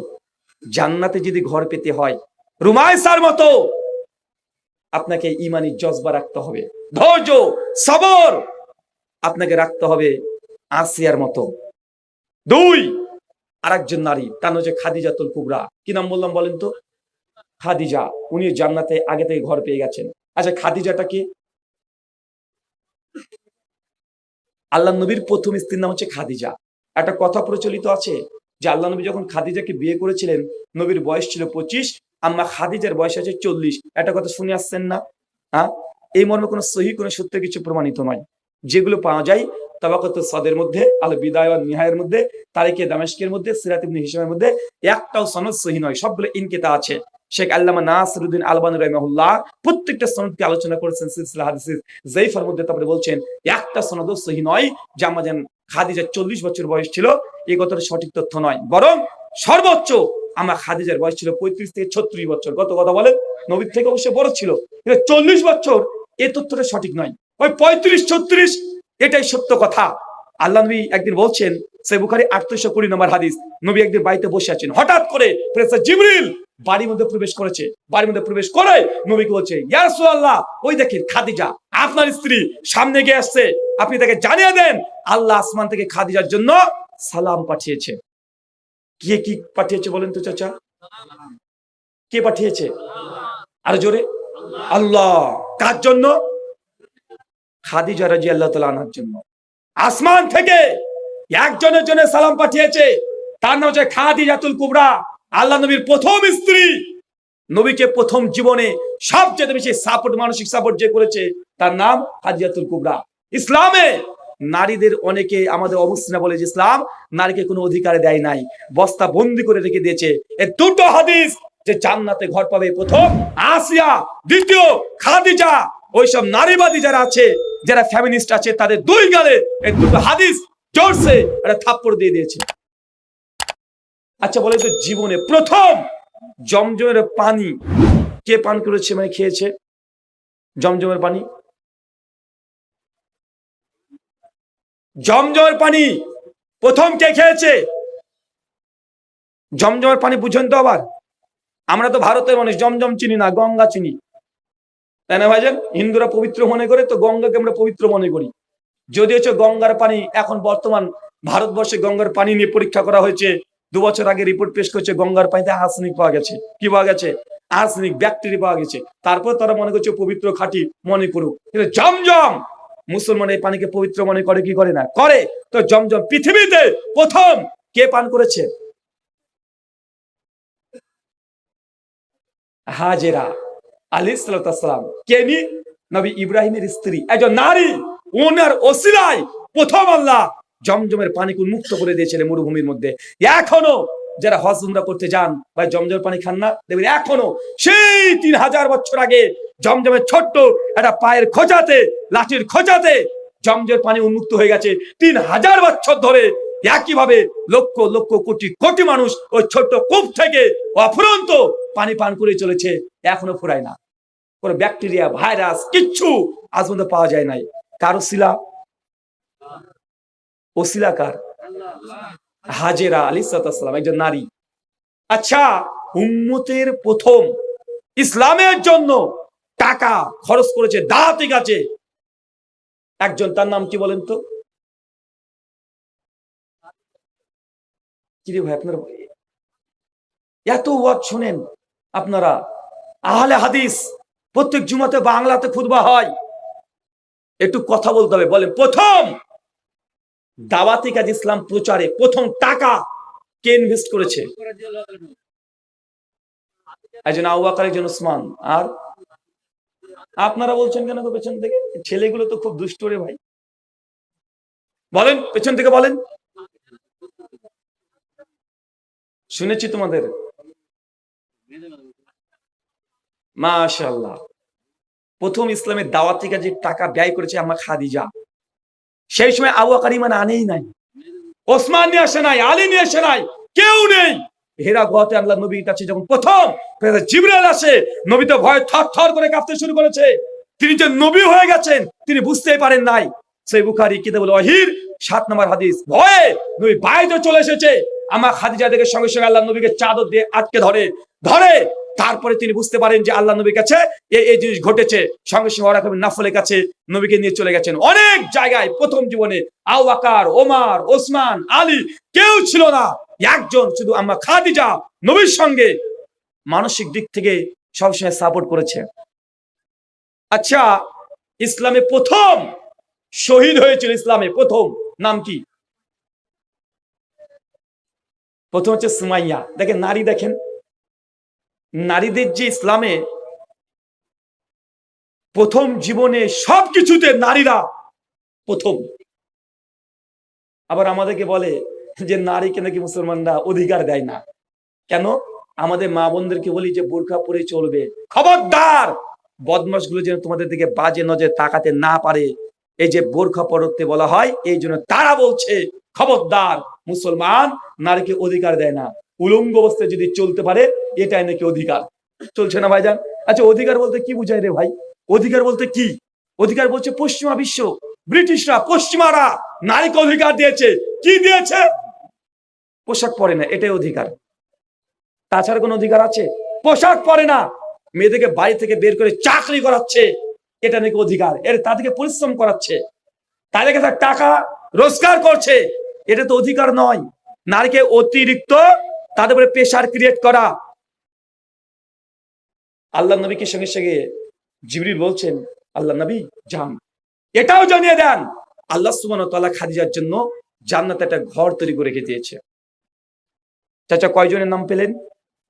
জান্নাতে ঘর আগে থেকে পেয়েছে কয়জনের নাম পেলেন? এক আসিয়া, এক খাদিজা, আর একজন ওমর ইবনুল খাত্তাব। টোটাল কয়জন হলো? টোটাল কয়জন? টোটাল 3 জনকে আল্লাহ জান্নাতে আগে থেকে ঘর দিয়ে দিয়েছে। চলেন এগুলো তোমরা শিখলাম বা বুঝলাম যে জান্নাতে আগে থেকে ঘর পাওয়া যায়। অনেক মানুষের মধ্যে একটা সংশয়, আচ্ছা জান্নাতে যে ঘর পাবে, জান্নাত যে আছে, জাহান্নাম যে আছে, কবর আযাব যে আছে, এটার প্রমাণ কি? কে দেখেছে? মরার পরে কে দেখে এসেছে যে কবরের আযাব হয়? আমি একদিন আলোচনা করছি, হঠাৎ করে প্রশ্নোত্তর পর্বে একজন যুবক চট করে দাঁড়িয়ে বলছে যে রুহুল আমিন ভাই, আপনার আলোচনা খুব ভালো লাগে, তবে আপনি যে কবরের আযাবের কথা বলেন না, এটা আমি বিশ্বাস করি না। আমি অবাক যে কবরে আযাব তুমি বিশ্বাস করো না? বলছে জি না। আচ্ছা কেন বিশ্বাস করো না? উনি আমাকে যুক্তি দিয়ে বলছে যে আমার ছোট থেকে খুব ইচ্ছা, বক্তারা বলে যে কবরে নাকি অনেক রকমের আযাব হয়, একটা সাপ কামড় দিবে তার 70 খানা মাথা, একবার ছবল মারলে 70 বছর সে ব্যথা অনুভব করবে। কবরে নাকি এমন চাপ দিবে তার ডান পাজর বাম পাজর দিকে চলে যাবে, অনেক রকমের শাস্তির কথা হুজুররা বলে। কিন্তু ছোট থেকেই আমার ইচ্ছা যে কবরে আযাব দেখবো। ও কবরে আযাব দেখবে। ও আমাকে বলছে যে আমাদের বাড়ির পাশে একটা ফুটবলের ময়দান আছে, তার পাশে একটা কবরস্থান। তো ছোট থেকে আমি ফুটবল খেলি। ছোট থেকে মাঝে জোরে ফুটবল যখন মেরে দেয় কেউ, ওই কবরের মধ্যে পড়ে যায়। ভয় আমার বন্ধুরা কেউ ওই গর্ত মানে কবরের মধ্যে নামে না। আমি বারবার ওই কবরের মধ্যে নেমে ওই ফুটবলটাকে তুলি, আর এবার তাকিয়ে তাকিয়ে দেখি কই কবর আযাব তো দেখা যায় না। বলছে দীর্ঘদিন ধরে আমি চেষ্টা করি কবরে আযাব দেখবো। হুজুররা বলে কবরে দিকে আযাব হয়, কই কবরে আযাব তুমি দেখতে পাই না, বুঝতে পারি না। আমি তাকে বললাম যে ভাই স্বপ্ন দেখো? উনি তখন বলছে হ্যাঁ স্বপ্ন দেখি। বা আপনারা স্বপ্ন দেখেন না? স্বপ্ন দেখি তো। আচ্ছা স্বপ্নতে এমন কোনদিন দেখেছেন? আচ্ছা স্বপ্নে কেউ মিষ্টি খেয়েছেন? মিষ্টি স্বপ্নে মিষ্টি খেয়েছেন চাচা? আচ্ছা স্বপ্নে মিষ্টি যখন খেয়েছেন, ওটাকে টক, ঝাল, নোনতা, স্বপ্নের মিষ্টি খেতে কেমন লাগে? কেন রে ভাই? বিজ্ঞান বা সায়েন্স আমাদেরকে বলছে জ্ঞান অর্জন করার 5টা মাধ্যম। ছোট অবস্থাতে উনি পড়াশোনা করেছিলেন। চক্ষু, কর্ণ, নাসিকা, জিহ্বা, ত্বক। মানে আপনি যে কোনো কিছু জ্ঞান অর্জন করবেন, এটা জানার জন্য 5টা ইন্দ্রিয় লাগে। যে কোনো একটা ইন্দ্রিয় লাগবে জ্ঞান হওয়ার জন্য। যেমন আপনি আজকে দেখছেন কোন জিনিস, জ্ঞান অর্জন করলেন। একজন মানুষ দেখতে পায় না, কানা, অন্ধ, সে কিভাবে জ্ঞান অর্জন করে? শুনে শুনে। একজন মানুষ কোন জিনিসের সেন্ট কেমন, এটা কি চোখ দিয়ে দেখে বলতে পারবে? কথা বলে না। কি লাগবে? না, শুকে বলে দিবে। কোনটা যে ঝাল কোনটা টক, কোন মানুষ চোখ দিয়ে দেখে বলতে পারবে? কান দিয়ে শুনে বলতে পারবে? কি লাগবে? জিহ্বা। কোনটা গরম কোনটা ঠান্ডা, মানুষ চোখ দিয়ে দেখে বলতে পারবে না। এই জন্য ব্যথা অনুভব করবে কে? ত্বক। তো বিজ্ঞান আমাদেরকে বলছে, মডার্ন সায়েন্স বলছে জ্ঞান হচ্ছে 5টা জিনিসের মাধ্যমে অর্জন করা যায়, এছাড়া কোনো জ্ঞান অর্জন করার মাধ্যম নাই। তা আমার সাদা মনে সাদা প্রশ্ন, স্বপ্নের মধ্যে একটা মানুষ যে মিষ্টি খায়, তো মিষ্টিটা তো খাচ্ছে, তো ওই মিষ্টিতে কি জিহ্বা ব্যবহার হয়েছে? স্বপ্নের মিষ্টি মিষ্টি লাগে কেন? স্বপ্নের মিষ্টি কেন টক লাগে না? কেন ঝাল লাগে না? আচ্ছা স্বপ্নের মধ্যে আপনি কিছু শুনতে পান কি পান না?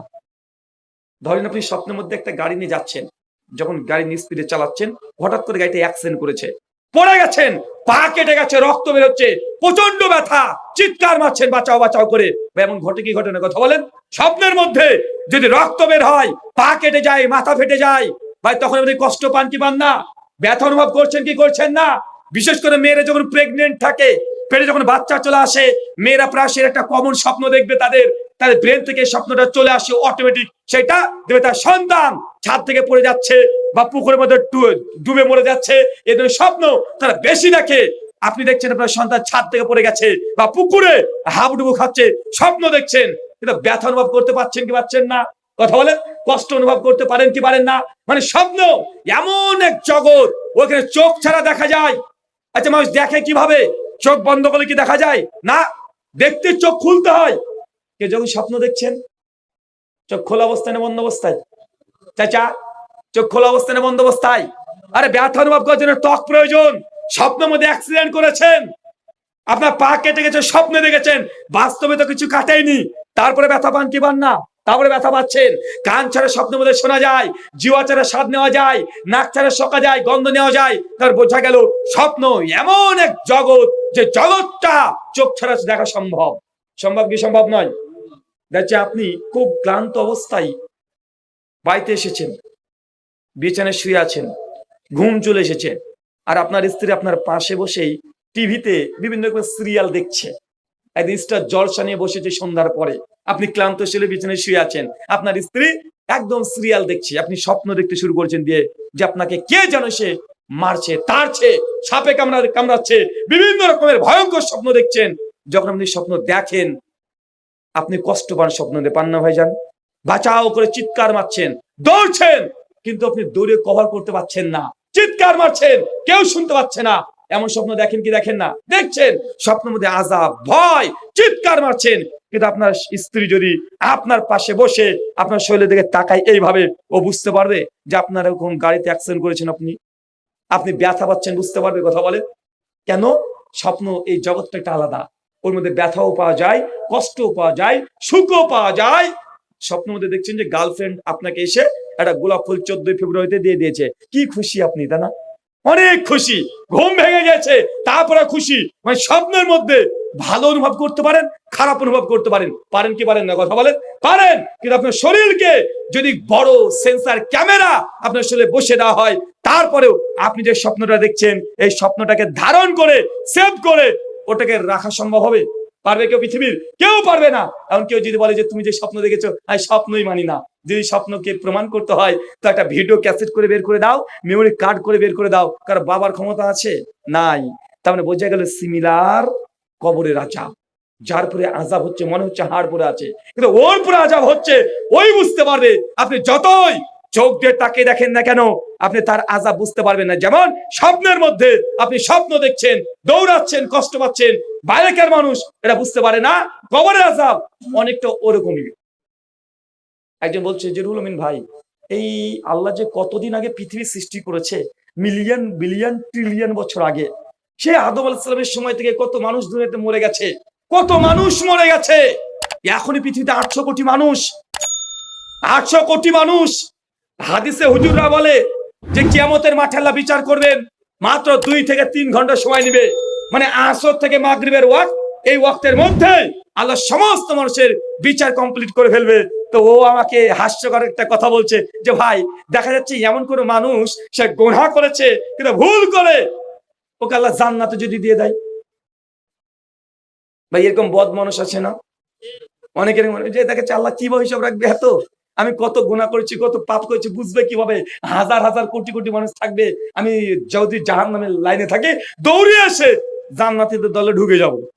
এরকম বদমাশ কিছু আসে না ভাইজান? বলছে আল্লাহ বুঝবে কিভাবে? 2.5 ঘন্টায় কোটি কোটি মানুষের হিসাব নিবেন কিভাবে? আচ্ছা, যখন জ্বর হয়, ডাক্তারের কাছে গেলে ডাক্তার বাবু আপনার মুখে একটা থার্মোমিটার ঢুকিয়ে দেয়, তাই না? থার্মোমিটার একটু পরে বের করে ঝাড়া দিয়ে যদি দেখে 108 ডিগ্রি, তো ডাক্তার বলে যে বাবা তোমার খবর আছে। বলতে পারে কি পারে না? পারে না ভাইজান? পারে। কেন? মানে মানুষ তার শরীর যে তাপমাত্রা, এটা মাপার জন্য থার্মোমিটার যন্ত্র আছে। তা আল্লাহ যদি কিয়ামতের মাঠে থার্মোমিটারের মতোই একটা পাপ আর পুণ্য, নেকি আর গুনাহ মাপার যন্ত্র রেডি করে রেখে দেয়, যেটা আপনার মুখে বা পেছনে ঢুকিয়ে রেখে দেয়, কি করবেন? কথা বুঝতে পারলেন না মনে হয়? আপনি এত টেনশন, আল্লাহ কিভাবে যে আপনার হিসাব নেবে, যে সূক্ষ্ম সূক্ষ্ম হিসাব কিভাবে নেবে? আল্লাহ যে থার্মোমিটার মধ্যে যন্ত্র, কত পাপ করেছেন, কত পুণ্য করেছেন, সবগুলো একটা যন্ত্র 1 মিনিট মুখে রেখে দিয়ে বের করে দিয়েছে, দেখাচ্ছে যে তুই 97 কোটি পাপ করেছিস আর মাত্র 12,000 নেকি করেছিস। বা উঠতে পারে কি পারে না? কথা বলেন, পারে তো।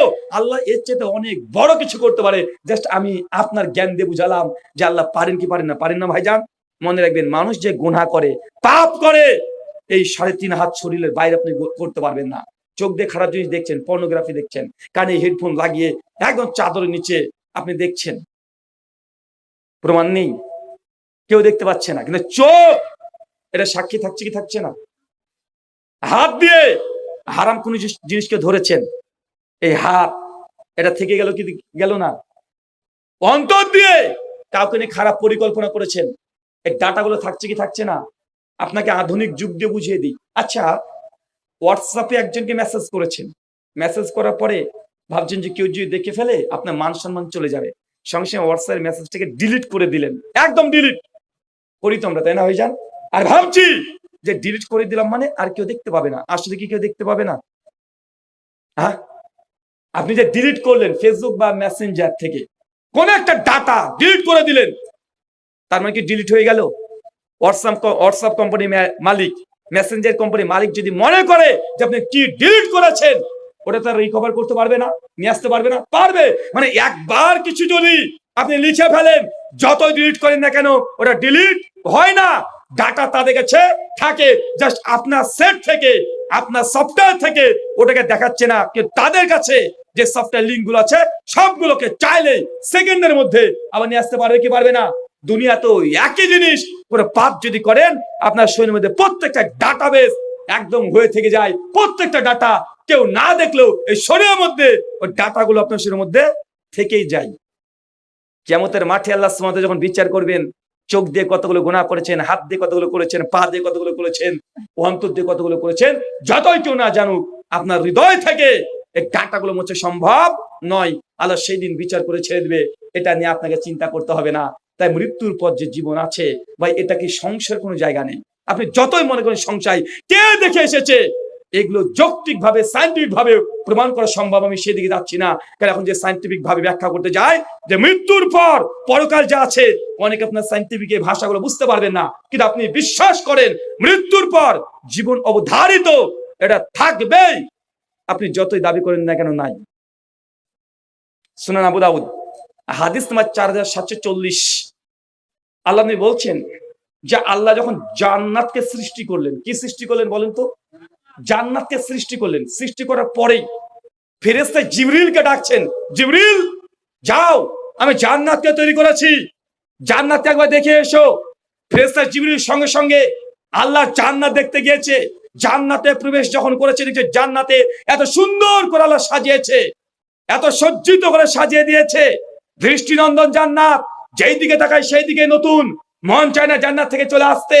তারপরে জিবরিল জান্নাত দেখে ছুটে চলে আসছে, আল্লাহ তুমি এত সুন্দর জান্নাত তৈরি করেছো, দুনিয়ার কোন মানুষ আর জিন যদি জান্নাত একবার এই বর্ণনা শুনে নেয়, একবার যদি দর্শন করে, আমার মনে হয় না কোন মানুষ জাহান্নামে যাওয়ার জন্য কোনো কাজ করতে পারে। আল্লাহ বলছে জিবরিল তাই, আচ্ছা ঠিক আছে, যাও তুমি আবার জান্নাতে যাও। জিবরিল আবার জান্নাতে চলে এসছে, চাচা কয়বার বলেন তো?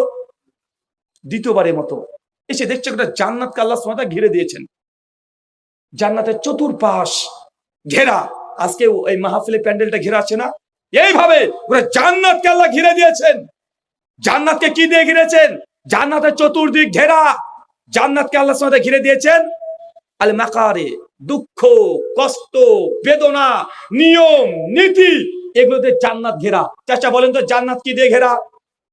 বলেন কি দিয়ে ঘেরা জান্নাত? আরে কথা বলেন না ভাই, জান্নাত কি দিয়ে ঘেরা? নিয়ম, নীতি, দুঃখ, কষ্ট, এগুলো দিয়ে জান্নাতকে আল্লাহ তাআলা ঘিরে রেখে দিয়েছেন। আপনি নিয়ম নীতি বুঝেন? মানে আপনি জান্নাত যদি যেতে চান, দুনিয়াতে দুঃখ পাবেন, কষ্ট পাবেন। আরে নবীদেরকেও দুঃখ কষ্ট পেতে হয়েছে, নবী ইব্রাহিমকে পরীক্ষা করা হয়েছে, আগুনের মধ্যে দাও দাও করে নবী ইব্রাহিমকে জ্বালিয়ে দেওয়া হয়েছে। নবী ইউনূস আলাইহিস সালাম, তাকেও মাছের পেটে 3 দিন 3 রাত্রি সময় কাটাতে হয়েছে। নবী নূহ আলাইহিস সালামকে তার দেশের মানুষ দেশ থেকে তাড়িয়ে দিয়েছে, আমাদের নবীকে মক্কা থেকে মদিনায় তাড়িয়ে দেওয়া হয়েছে। নবী ঈসাকে হত্যা করার জন্য পরিকল্পনা করা হয়েছে, জাকারিয়া নবীকে হত্যা করা হয়েছে, কত নবীকে পরীক্ষা করা হয়েছে, দুঃখ, কষ্ট, বেদনা, এগুলো দিয়ে জান্নাত ঘেরা আছে। আপনারা দুনিয়ার সংসার জীবনে সামান্য একটু দুঃখ কষ্ট পেয়েছেন, তাই আর সহ্য হচ্ছে না, ডিভোর্স দিচ্ছেন, তালাক দিচ্ছেন, সংসার করে মজা পাচ্ছেন না, আসেন না, কথা বলেন। আল্লাহ নবী তো বলে দিয়েছে জান্নাতকে ঘিরেছে দুঃখ কষ্ট দিয়ে।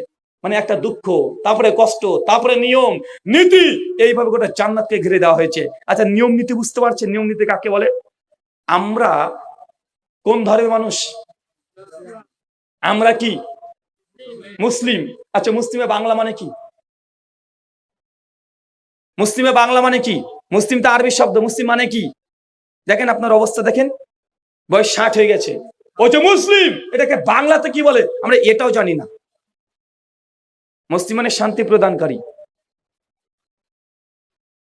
একটু কষ্ট লাগে না হৃদয়ে যে আমি যে মুসলিম, এই মুসলিম মানে কি এটা জানবো? 60 বছর হয়ে গেলে সুযোগ হলো না। মুসলিম মানে আত্মসমর্পণকারী। কি বলেন তো ভাইজান? আত্মসমর্পণকারী কার কাছে? যে ব্যক্তি নিজের সমস্ত ইচ্ছাকে আল্লাহর কাছে সমর্পণ করে দেয় তাকেই মুসলিম বলা হয় আরবিতে। মানে আপনি যদি সমস্ত ইচ্ছা আল্লাহর কাছে সমর্পণ করে দেন, মানে যখন নিজেকে মুসলিম দাবি করছেন, নিজের কোনো ইচ্ছা থাকবে না, কোনো ইচ্ছা নিজের মন মতো কোনো কিছু করতে পারবেন না, আল্লাহর ইচ্ছাতে সমস্ত কিছু আপনাকে করতে হবে। এটাকে আরবিতে মুসলিম বলা হয়। এমনকি আপনি বুঝতে পারছেন মুসলিম কাকে বলে? মানে নিজের কোনো ইচ্ছায় চলবে না। মুসলিম মানে আপনি আল্লাহর কাছে বিক্রি হয়ে গেছেন, আপনি গোলাম, দাস, কৃতদাস। আপনার মালিক আল্লাহ যা বলবে তাই করবেন, নিজের কোনো মর্জি মতো কাজ করতে পারবেন না। এটা কি বলে মুসলিম? আপনি দেখবেন, চলেন আপনি দেখাই মুসলিম কাকে বলে, নিয়ম নীতি কি জিনিস। আপনি মুসলমান মানে পায়ের ধাপটা নিজের ইচ্ছে মতো ফেলা যাবে না, ফেলতে পারবেন? একজন হিন্দু মানুষের প্রস্রাব চাপিয়েছে, ও বাথরুমে ঢুকবে, সে ডান দিক দিয়ে হোক, বাম দিক দিয়ে হোক, ডান পা হোক, বাম পা হোক, ডিগবাজি মেরে হোক, কোনো সমস্যা আছে? কিন্তু আপনি মুসলমান, আপনি বাথরুমে যখন ঢুকবেন, বাম পা না ডান পা আগে? চাচা, ডান পা না বাম পা? বাম পা আগে। যখন বের হবেন ডান পা। কেন বলেন তো? এটা মুসলমানের পা, নিজের ইচ্ছে মতো চালাতে পারবেন না। আপনি বিক্রি হয়ে গেছেন কার কাছে? আল্লাহর কাছে সমর্পণ করে দিয়েছেন, সার্ভেন্ট অফ গড, আল্লাহর কাছে সমর্পণ করে দিয়েছেন। মুসলমানের পা নিজের ইচ্ছে মতো চলতে পারে না। দেখেন মসজিদে যখন ঢুকবেন তখন কোন পাকে ঢোকে? ডান পা। বের হওয়ার সময় বাম পা। এদিকে মুসলমানের পা, ইচ্ছে মতো পাটাও ফেলা যায় না। আচ্ছা, জুতো পরতে হবে, নিয়ম নীতি আছে না নাই? জামা পরার নিয়ম নীতি আছে না নাই? গাড়িতে উঠবেন, দোয়া আছে না নাই? মানে যা করবেন নিজের ইচ্ছে মতো করতে পারবেন না। আল্লাহ নবী, ইমাম বুখারী কিতাব আল আদাবুল মুফরাদ হাদিস নম্বর 657, বসে আছেন, সাহাবীরা বসে আছেন। হঠাৎ করে নবী সাহাবীদেরকে বলে উঠলেন, লা জালাসা, খবরদার কেউ বসবে না, আর তরিক, রাস্তাতে কেউ বসবে না। সাহাবীরা অবাক, ইয়া রাসূলুল্লাহ কি বলেন? রাস্তাতে বসবো না মানে? মানে যে রাস্তা দেখছেন, নবী বলছে রাস্তাতে খবরদার কেউ বসবে না, রাস্তায় বসে হারাম। সাহাবী অবাক, আল্লাহ নবী, রাস্তায় যদি আমরা না বসি আমাদের জন্য খুব কঠিন হয়ে যাবে, খুব কঠিন হয়ে যাবে। ব্যবসা বাণিজ্য, লেনদেন, আদান প্রদান সবকিছু রাস্তায়।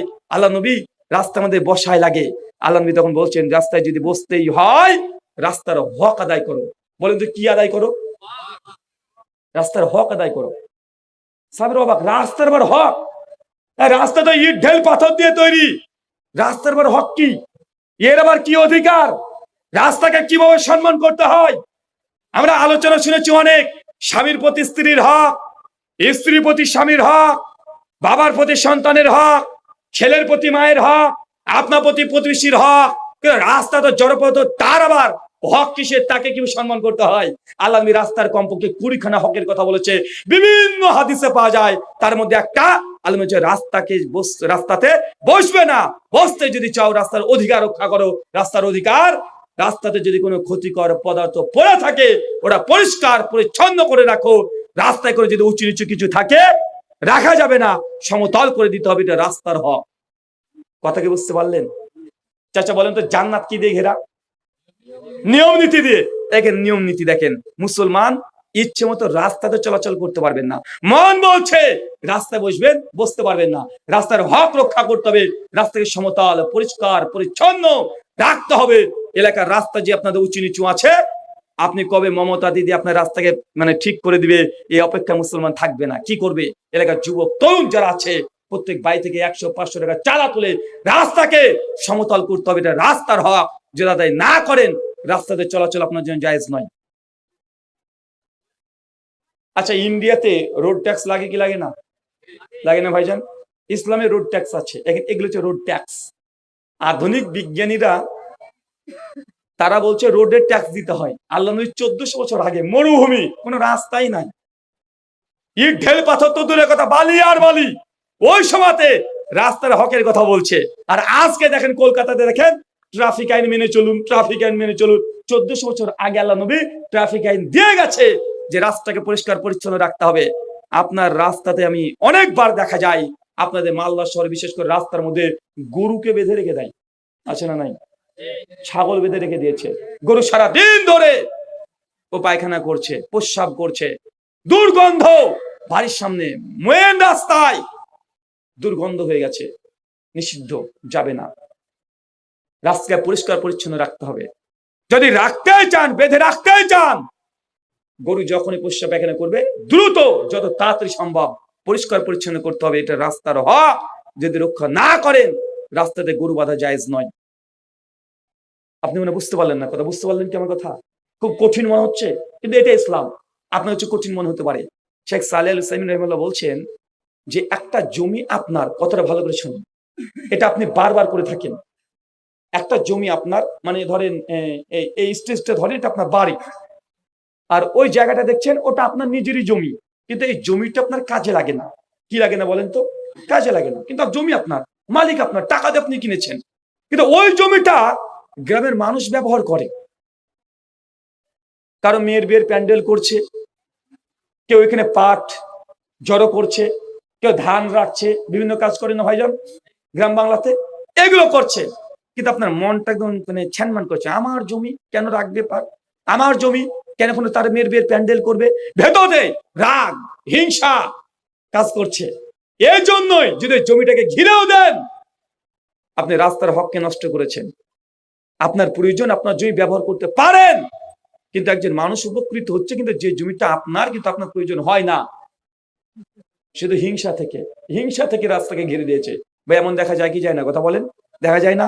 মানে আপনার সঙ্গে পাশের বাড়ির মানুষের ঝামেলা হয়েছে, সঙ্গে সঙ্গে বড় বেটাকে বলছে, এই রাস্তা ঘিরে দিতে, কোন দিকে বের হয়ে দেখে নেবো আমি, আছে না নাই? এটা আপনি করেন না? করেন। কিয়ামতের মাঠে আপনার জমি হলেও রাস্তাকে যদি ঘিরে দিয়েছেন, এই রাস্তা কিয়ামতের মাঠে আপনার বিরুদ্ধে নালিশ করবে তার হক নষ্ট করার জন্য।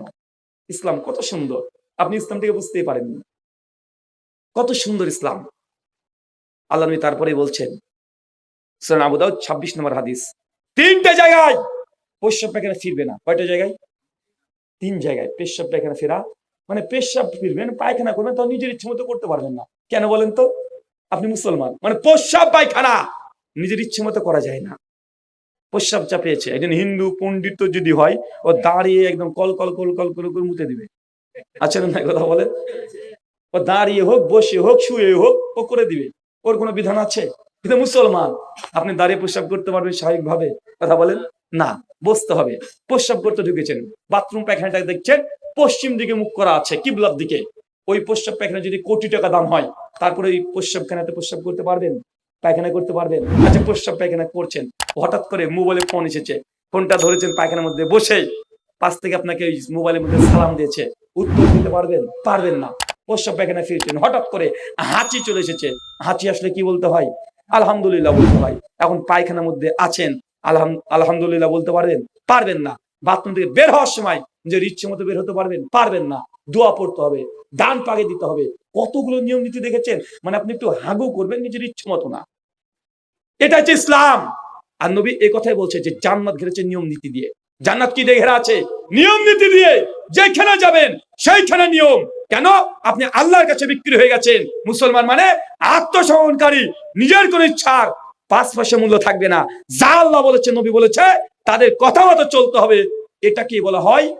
মুসলিম। প্রস্রাব পায়খানা নিজের ইচ্ছে মতো ফেরা যায় না। আল্লাহ নবী তারপরে বলছে 3টে জায়গায় প্রস্রাব পায়খানা ফেরো না। এক, যে জলাশয়, পানি, পুকুর থেকে মানুষ পানি ব্যবহার করে। বুঝতে পারলেন না? আপনার এলাকাতে আছে না পুকুর, মাঠ ঘাট আছে, যে দেখবেন মেয়েরা থালা বাসন মাজছে, কেউ একজন গোসল করছে, কাপড় কাচ্ছে। আল্লাহ নবী বলছেন এই পুকুরে প্রস্রাব পায়খানা, কাজ, থুতু, নোংরা আবর্জনা ফেলা যাবে না। আমি মাঝে মধ্যে যখন বাড়িতে যাই প্রোগ্রাম করে অনেক রাত্রিতে, তো বহরমপুর যখন পার করি, রাধার ঘাটের ব্রিজটা আছে, দেখেছেন আপনারা? তো ওইখানে দেখি কলেজের অনেক ছেলেরা রাত্রিবেলাতে দাঁড়িয়ে দাঁড়িয়ে একদম ব্রিজ থেকে নিচে গঙ্গা নদী চলে যাচ্ছে, ব্রিজে দাঁড়িয়ে হিসু করছে। এই হিসু কিন্তু এমনি না, মানে হিসু করছে প্রতিযোগিতা, কারটা কত স্পিডে যায়। ভাই এমন বদমাস আছে না, মানে কারটা কত জোরে যায়, ওটা হচ্ছে প্রতিযোগিতা। মানে দুনিয়াতে কোনো প্রতিযোগিতা কিছু পায় নাই, হিসুর স্পিড কত।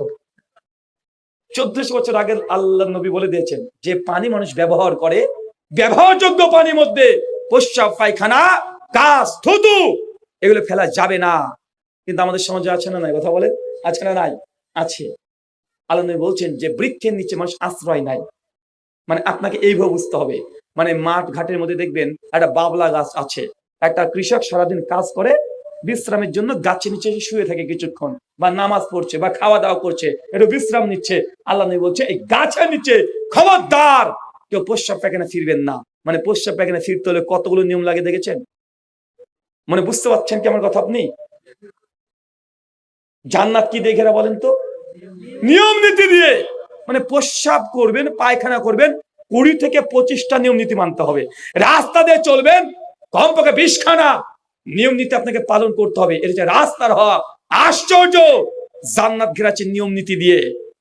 এরপরে ফেরেশতা জিবরিলকে আল্লাহ বলছে, জিবরিল যাও, আমি জাহান্নামকে সৃষ্টি করেছি, এবার জাহান্নামকে দেখে এসো। ফেরেশতা জিবরিল জাহান্নামে প্রবেশ করছে, প্রবেশ করে সঙ্গে সঙ্গে দেখছে ওই জাহান্নাম দাও দাও করে আগুন দিয়ে চলছে। জাহান্নামের এক অংশ আরেক অংশকে গিলে গিলে খেয়ে নিচ্ছে, এত তাপ, এত গরম। ফেরেশতা জিবরিল দ্রুত জাহান্নাম থেকে পালিয়ে চলে এসেছে। অনেকের একটা প্রশ্ন যে হুজুররা বলে যে জাহান্নামের আগুন নাকি দুনিয়ার আগুনের চেয়ে 70 গুণ বেশি তাপ থাকবে, তো এটা কিভাবে সম্ভব? আরে আগুন তো আগুন, এবারে তাপ বেশি কম হয় কিভাবে? বা অনেকের প্রশ্ন আছে না ভাইজান। আচ্ছা, মোমবাতিতে আগুন হয় কি হয় না? মোমবাতির আগুন আর বাড়িতে যে স্টোভ আগে ব্যবহার করতো না মানুষ, স্টোভ, ওই স্টোভের আগুন আর মোমবাতির আগুন সমান? হ্যাঁ, তাপের মাত্রা কম বেশি আছে না নাই? আচ্ছা, স্টোভ বা গ্যাসের আগুন আর ওই যে দেখবেন ঝালাই করে, ঝালাই করে না ভাইজান, ওই ঝালাইয়ের আগুন, দুটো তাপমাত্রা সমান না। তার মানে বোঝা গেল দুনিয়াতেও এই আগুনেরও বিভিন্ন রকমের তাপমাত্রা কোয়ালিটি আছে না নাই? আছে। জাহান্নামের আগুন দুনিয়ার আগুনের চাইতে 70 গুণ বেশি তাপমাত্রা, গলে গলে পড়বে, লোহা গলে যাবে, পাথর গলে পড়বে, এমন হচ্ছে জাহান্নামের আগুন। ফেরেশতা জিবরিল দেখে দ্রুত তিনি পালিয়ে চলেছে। আল্লাহ তোমার ইজ্জতের কসম, এত ভয়ঙ্কর জাহান্নাম, জাহান্নামীর যে গর্জন, মানুষের যা চিৎকার, এত তাপমাত্রা, কোন দুনিয়ার যদি কোনো মানুষ যদি জাহান্নাম একবার সচক্ষে দেখে নাই, কখনোই সে জাহান্নামে যাওয়ার জন্য কোনো কাজ করতে পারে না। আল্লাহ বলছে তাই ফেরেশতা জিবরিল যাও, আবার জাহান্নামে প্রবেশ করো, আবার জাহান্নামকে দেখে এসো। এবার জাহান্নামে প্রবেশ করেছে, সঙ্গে গিয়ে দেখছে করে জাহান্নামকে আল্লাহ ঘিরে দিয়েছে। চাচা বলেন তো কি দিয়ে কি ঘিরেছে? একটু আগে কি ঘিরেছিল আল্লাহ? জান্নাতকে ঘিরে দিয়েছিল। কি দিয়ে? এখন এতটুকু নিয়ে যান, জান্নাত ঘেরা আছে আল্লাহ সুবহানাহু ওয়া তাআলার নিয়ম নীতি দিয়ে। জাহান্নামকে আল্লাহ ঘিরে দিয়েছে কি দিয়ে জানেন? আসওয়াতি, মানুষের মনের বাসনা দ্বারা। কি দিয়ে বলেন তো জাহান্নাম ঘেরা? মানুষের মন যা চায়, মানে আপনার মন যা চায় তাই করবেন, জাহান্নাম একদম সহজ। জাহান্নাম যেতে বেশি কষ্ট করতে হয় না, জাহান্নাম যেতে হলে বেশি কিছু নিয়ম নীতি মানতে হয় না, মন যা বলবে তাই করবেন। এটা না হচ্ছে জাহান্নাম। জাহান্নাম ঘিরে আছে মানুষের মন আর বাসনা, কামনা, এগুলো দিয়ে। চাচা আপনার সঙ্গে আমার প্রতিদিন দেখা হয়, বয়স আপনার 60 পার হয়ে গেছে, দাড়িগুলো সবগুলো সাদা হয়ে গেছে, এখনো প্রতিদিন আপনি এশার নামাজ শেষ করে দ্রুত মসজিদ থেকে বের হয়ে এসে চায়ের দোকানে বসে 350 জর্দাতে পান আপনি এখনো খান। আসছে না কথা বলে? এখন আপনি বিড়ি খান, এখনো জর্দাতে পান খাচ্ছেন, এখনো যে বিড়ি সিগারেট নেশা এটা আপনি ছাড়তে পারেন নাই। জাহান্নাম ঘেরা আছে আপনার মনের বাসনা দ্বারা। আপনি ভাত খেয়েছেন মাংস দিয়ে, দই মিষ্টি সব খেয়েছেন, মনে মধ্যে এখনো তৃপ্তি আসছে না, যতক্ষণ না 350 জর্দা আপনার মুখে না ঢুকছে। আর যারা বিড়িখোর, যত বিড়িতে টান না মারছে ততক্ষণ সে তৃপ্তি পায় না। আসে না এরকম? আচ্ছা, বিড়ি কে কে খান একটু হাত তোলেন তো। কে কে বিড়ি খান হাত তোলেন। কিরে ভাই, কেউ খায় না? মাশাআল্লাহ, সব আল্লাহর ওলি রে। একজনে বিড়ি খায় না? আচ্ছা, আপনাদের এলাকার সবচেয়ে দামি ভালো বিড়ি কোম্পানির নাম কি? বিড়ি কেউ পান করে নাকি রে? পান তো যেটা গিলে খেয়ে নিবে। আচ্ছা, বলছে যে বিড়ি তো খায় না, হাত তুলবো না। সিগারেট কে কে খান? আচ্ছা, আপনাদের এলাকার সবচেয়ে ভালো বিড়ি কোম্পানির নাম কি? হ্যাঁ, কি নাম? কি রে ভাই, কথাই বলে না রে ভাই। জয় ভারত। আরে সর্বনাশ। আচ্ছা, ভালো বিড়ি কোম্পানির প্যাকেটে কি লেখা থাকে? বিড়ি স্বাস্থ্যের জন্য উপকার, ছেলে মেয়ে একসঙ্গে খান, একদম ডাইরেক্ট ফ্যামিলি প্যাক। হ্যাঁ, কি লেখা থাকে? ধূমপান স্বাস্থ্যের জন্য ক্ষতিকর, মৃত্যুর জন্য কারণ, হুমকি। হামকি ধুমকি দিয়ে এই নেশাজাত দ্রব্যগুলোকে বিক্রি করা হয়। দুনিয়াতে একটাই খাদ্য আছে যার কোম্পানি মালিক বলে যে আমার মাল খেলাই বেটা তুই মরবি। বলে না ভাইজান? মধুওয়ালা মধু বিক্রি করে কত কি। আরে ভাই, আমার খাঁটি মধু, 100%, পরীক্ষা করে নেন, কুকুর দিয়ে চাটিয়ে নেন, আমার মধু খাঁটি। ও খাঁটি বলতে বলতে ও পাগল হয়ে যায়। আর যত নেশাজাত দ্রব্য আছে ওরা অ্যাড দেয় যে ধূমপান স্বাস্থ্যের জন্য ক্ষতিকর, মৃত্যুর কারণ, মদ্যপান ধ্বংসের কারণ, পরিবার ধ্বংস, শরীর ধ্বংস। ভাই দেয় কি দেয় না কথা বলেন? মানে শয়তানকে আল্লাহ যে বলেছে, শয়তান তোদের প্রকাশ্য শত্রু। শয়তান এসে বলছে যে তুমি বিড়ি খা, যারা মূর্খ, যারা পড়তে পারে না তাদের জন্য কোম্পানি কত ভালো। মানে এই বিড়ি কোম্পানি মালিক যে কত আল্লাহর ওলি। মানে যারা পড়তে পারে না ওরা বলতে পারে যে কি লেখা ছিল জানি না। এখন বিড়ি কোম্পানি, বিড়ি সিগারেট যত সবগুলোতে ছবি দিয়ে দেয়। এদের মানে গালটা ফুলে গেছে, দেখেন না ভাইজান, ঘা হয়ে গেছে, মুখটা বেরিয়ে গেছে, বিকৃতির ছবি দেখলে ঘিন ঘিন করে। এই ছবি দেয় কি দেয় না? দিয়ে দেয়। মানে কোম্পানি বলছে তুই খার মত। তারপর আমরা খাচ্ছি কি খাচ্ছি না? চাচা, কত বছর ধরে বিড়ি খাচ্ছেন? আপনি তো বয়স যখন 12 তখন লতা তালেন। লতা লতা লতা কি বলে ওটাকে? লতা বলে না? বাবা যখন আপনার বিড়ি খেত, মুথাটা ফেলে দিত, ওই মুথা ধরে টেনেছেন। হ্যাঁ, আমি জাস্ট একটা পরিসংখ্যান নিয়েছি কিছুদিন আগে। নেশাজাত দ্রব্য মানুষের শুধু শরীরকে ক্ষতি করে না, অর্থনীতি ধ্বংস করে ছেড়ে দেয়। কিভাবে জানেন? আপনার বয়স যদি 60 হয়, কমপক্ষে 40 বছর ধরে আপনি বিড়ি খাচ্ছেন। কত বছর? 40 বছর। আমাদের ইন্ডিয়ার রিপোর্ট বলছে, হু মানে ওয়ার্ল্ড হেলথ অর্গানাইজেশন, তারা বলছে যে ভারতবর্ষের 140 কোটি মানুষের মধ্যে 53% মানুষ নেশাজাত দ্রব্য খায়, পান করে। কত পার্সেন্ট? 53%। তাহলে 140 কোটি যে 53% করে, কত হবে? লাগভাগ প্রায় ধরেন 70-75 কোটি। 70 কোটি ধরেন, কত কোটি তাহলে? 70 কোটি মানুষ নেশার দ্রব্য খায়, পান করে। আপনি জানেন একজন মানুষ যারা নেশা করে প্রতিদিন কত টাকা খরচ করে? সর্বনিম্ন 50 টাকা, সর্বোচ্চ 2 থেকে 2,500 টাকা। মানে আপনি বিড়ি খান ফকিন্নির বাচ্চা। কথা বুঝতে পারলেন? আপনি ফকির, কিছু পান না, বিড়ি টানছেন বসে বসে। এই যে নিম্ন লেভেলের নেশা করে তারও বিড়ি, সিগারেট, জর্দা এগুলোতে প্রতিদিন 50 টাকা খরচ আছে না নাই? কথা বলে আছে। আর যারা মদ বড় বড় 5 স্টার হোটেলে গিয়ে খাচ্ছে 2,500-3,000, হাতের ময়লা, মানে প্রতিদিন 53, 50, 70 লক্ষ কোটি মানুষ প্রতিদিন 50 টাকা থেকে 2,500 টাকা পর্যন্ত শুধু নেশার পেছনে খরচ করে। কত টাকা? নেশার পেছনে। আচ্ছা, এভারেজ যদি করে নেন, পরিসংখ্যান বলছে কমপক্ষে গড়গড়ান একটা মানুষ এভারেজ ভাই, কেউ 50 খাচ্ছে 50 টাকা, কেউ 200 টাকা, কেউ 500, কেউ 1000, কেউ 3000, কেউ 5000। গড়গড়ান যদি ধরা যায়, একটা মানুষ প্রতিদিন 200 টাকা করে বিড়ির পেছনে খরচ করছে। মানে আপনার 50 টাকা লাগলে আরেকজন তো 600 টাকা লাগে, লাগে না? আচ্ছা, 1000 টাকা লাগছে।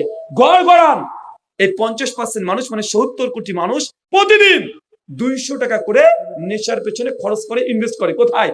ইন্ডিয়াতে। কোথায়? আচ্ছা, একটু হিসাব করেন তো, 70 কোটি মানুষ প্রতিদিন যদি 200 টাকা করে নেশাতে দেয়, খরচ কত হলো? বের করেন তো, ক্যালকুলেটর ধরবে? 70 কোটি 200, মানে 1 টাকা করে খেলেও 70 কোটি টাকা হয়। 10 টাকা হলে 700 কোটি, 100 টাকা হলে 7,000 কোটি।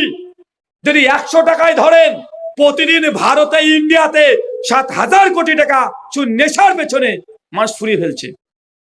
7,000 কোটি, এটা মাসের নয়, একদিনের। চিন্তা করতে পারছেন আপনি? আপনি আপনার বয়স নিয়ে দেখেন না চাচা, প্রতিদিন যদি বিড়িতে 50 টাকা আপনি খরচ করেন, এক মাসে ক টাকা খান বলেন, হিসাব করেন। 1500। আপনি কত বছর ধরে খাচ্ছেন? 40 বছর। এক দিনে যদি 50 হয়, মাসে হয় 1,500 টাকা। এক বছরে কত হয়? এক বছরে কত? হ্যাঁ, 18,000। তার মানে এক বছরে একজন মানুষ বিড়ি খাচ্ছে 18,000 টাকা। আচ্ছা, ওই মানুষটা কত বছর ধরে খাচ্ছে? 40 কমপক্ষে। 18 ইন্টু 40 মানে যদি 20,000 টাকা ধরেন, 80,000 টাকা। একজন মানুষ তার জীবনে কমপক্ষে কত হচ্ছে? 7 লাখ টাকা ও বিড়ি খেয়ে উড়িয়ে দেয়। তো আপনি মাটি ঘরে থাকবেন না, থাকবে কে? আপনি হা করে দিদি কবে 80,000 টাকা দিবে ঘর তৈরি করার জন্য ওই অপেক্ষায় বসে আছেন। অথচ আপনি যদি বিড়ি যদি নেশাটা আপনার না থাকতো, না খেতেন, আপনার জীবনে কমপক্ষে 10 লাখ টাকা এমনি সেভ হয়ে যেত, হতো না? আপনি খান, আপনার বেটা খায়, বড় বেটা, ছোট বেটা, বাপ, দাদা, 14 গোষ্ঠী খাচ্ছেন। মানে কত টাকা প্রতিদিন খরচ করছে দেখছেন? মানে আপনি যদি 10 লক্ষ টাকা আপনি খরচ করেন, আপনার বেটাও করেছে, বড় বেটাও করেছে, ছোট বেটাও করেছে। একটা পরিবার থেকে 40 বছরের মধ্যে কমপক্ষে 40 লাখ টাকা সে নেশাতে চলে যাচ্ছে।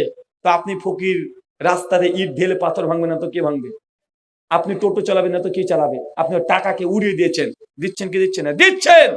আল্লাহ বলছেন জাহান্নাম ঘেরা আছে মানুষের মনের বাসনা দ্বারা, মন যা চায় তাই করবেন, জাহান্নাম। একজন বলছে, হুজুর আমি বিড়ি খাই, আর কিছু বক্তা আছে দেখবেন জর্দা খাই, আছে না? কিছু হুজুর জর্দা খাই, ও জর্দা খেয়ে স্টেজে উঠে, জর্দা খেয়ে স্টেজে উঠে হুজুরের ফতোয়া দেয় যে দেখো, এই বিড়ি, সিগারেট, জর্দা ওরা বলে যে হারাম। হারাম কোথায় দলিল আছে? তো কি এটা? হুজুর ঘুরিয়ে পেঁচিয়ে বলে এগুলো হচ্ছে আসলে কি জানো, এগুলো হচ্ছে মুকরু। মানে মাকরু ঠিক করে বলে না, মুকরু। বাঙালি মানুষ আমরা বুঝি না আরবি কি বলে, হুজুর মুখ থেকে আরবি বেরিয়েছে মানে ভালো জিনিসই বাড়াবে। মানে বাঙালিতে এমনই। মানে আপনার প্রতি যদি আমার রাগ থাকে, আমি একটা এই সাদা কাগজে মানে 1 পৃষ্ঠা যদি গালিগালাজ লিখে দিই, 1 পৃষ্ঠা আরবিতে, আপনার হাতে দিয়ে দিই, নেন ভাই ধরেন। আপনি এই আরবি ধরা যাবে না কেন ভাই? অজু নাই বা আসারা নাই, কথা বলেন। মানে মানুষ আরবি দেখলে ভাবে এটা কোরআন, আরবি দেখলে ভাবে এটা হাদিস। মানে ওকে আরবিতে গালিগালাজ লিখে দিয়েছেন, মানে মা মাসি তুলে ধরে দিয়েছেন। ওকে হাতে দিবেন, বলে ভাই অজু নাই, ধরতে পারবো না। আর যদি রাস্তায় যদি পড়ে থাকে, সঙ্গে সঙ্গে তুলে ভাঁজ করে চোখে মুখে চুমু দিয়ে একদম বুক পকেটে, পেছন পকেটে রাখা যাবে না। কেন? ওইদিকে পাশা আছে তাই। এটা বাঙালি করে না ভাইজান। মানে ও ভাবছে আরবি মানেই কোরআন। আরে ভাই, আরবি মানে কোরআন না। আরবিকে ভালোবাসবেন, সম্মান করে, সমস্যা নেই, কিন্তু আপনি আরবি মানে যে ভাবছেন মানে এটা কোরআনের আয়াত। এই যে হুজুর বলেছে মাকরু, আপনি বলছে বাপ রে বাপ, হুজুর মাকরু বলেছে। হুজুর যেহেতু বলছে বিড়ি সিগারেট জর্দা হারাম না, বাঙালি বুঝে হারাম না মানে হালাল। মাকরু বার কি চিজ হে? মাকরু বার কি? বাঙালি তো আমরা এটাই বুঝি, ভাই হালাল হবে নচলে হারাম হবে। হুজুর বলছে যেহেতু হারাম না, মাকরু, মাকরু মানে খাওয়া যাবে, হালাল। এটাই তোমরা বুঝি, তাই না ভাইজান? মাকরু মানে কি জানেন? হুজুরের পর্দা উন্মোচন হয়ে যাবে। মাকরু মানে মানে একটা জিনিস হারাম তাকে বলে যে 100-তে 100 পেয়েছে, এটা হচ্ছে হারাম। কথা বুঝতে পারলেন? মাকরু কাকে বলে তাহলে?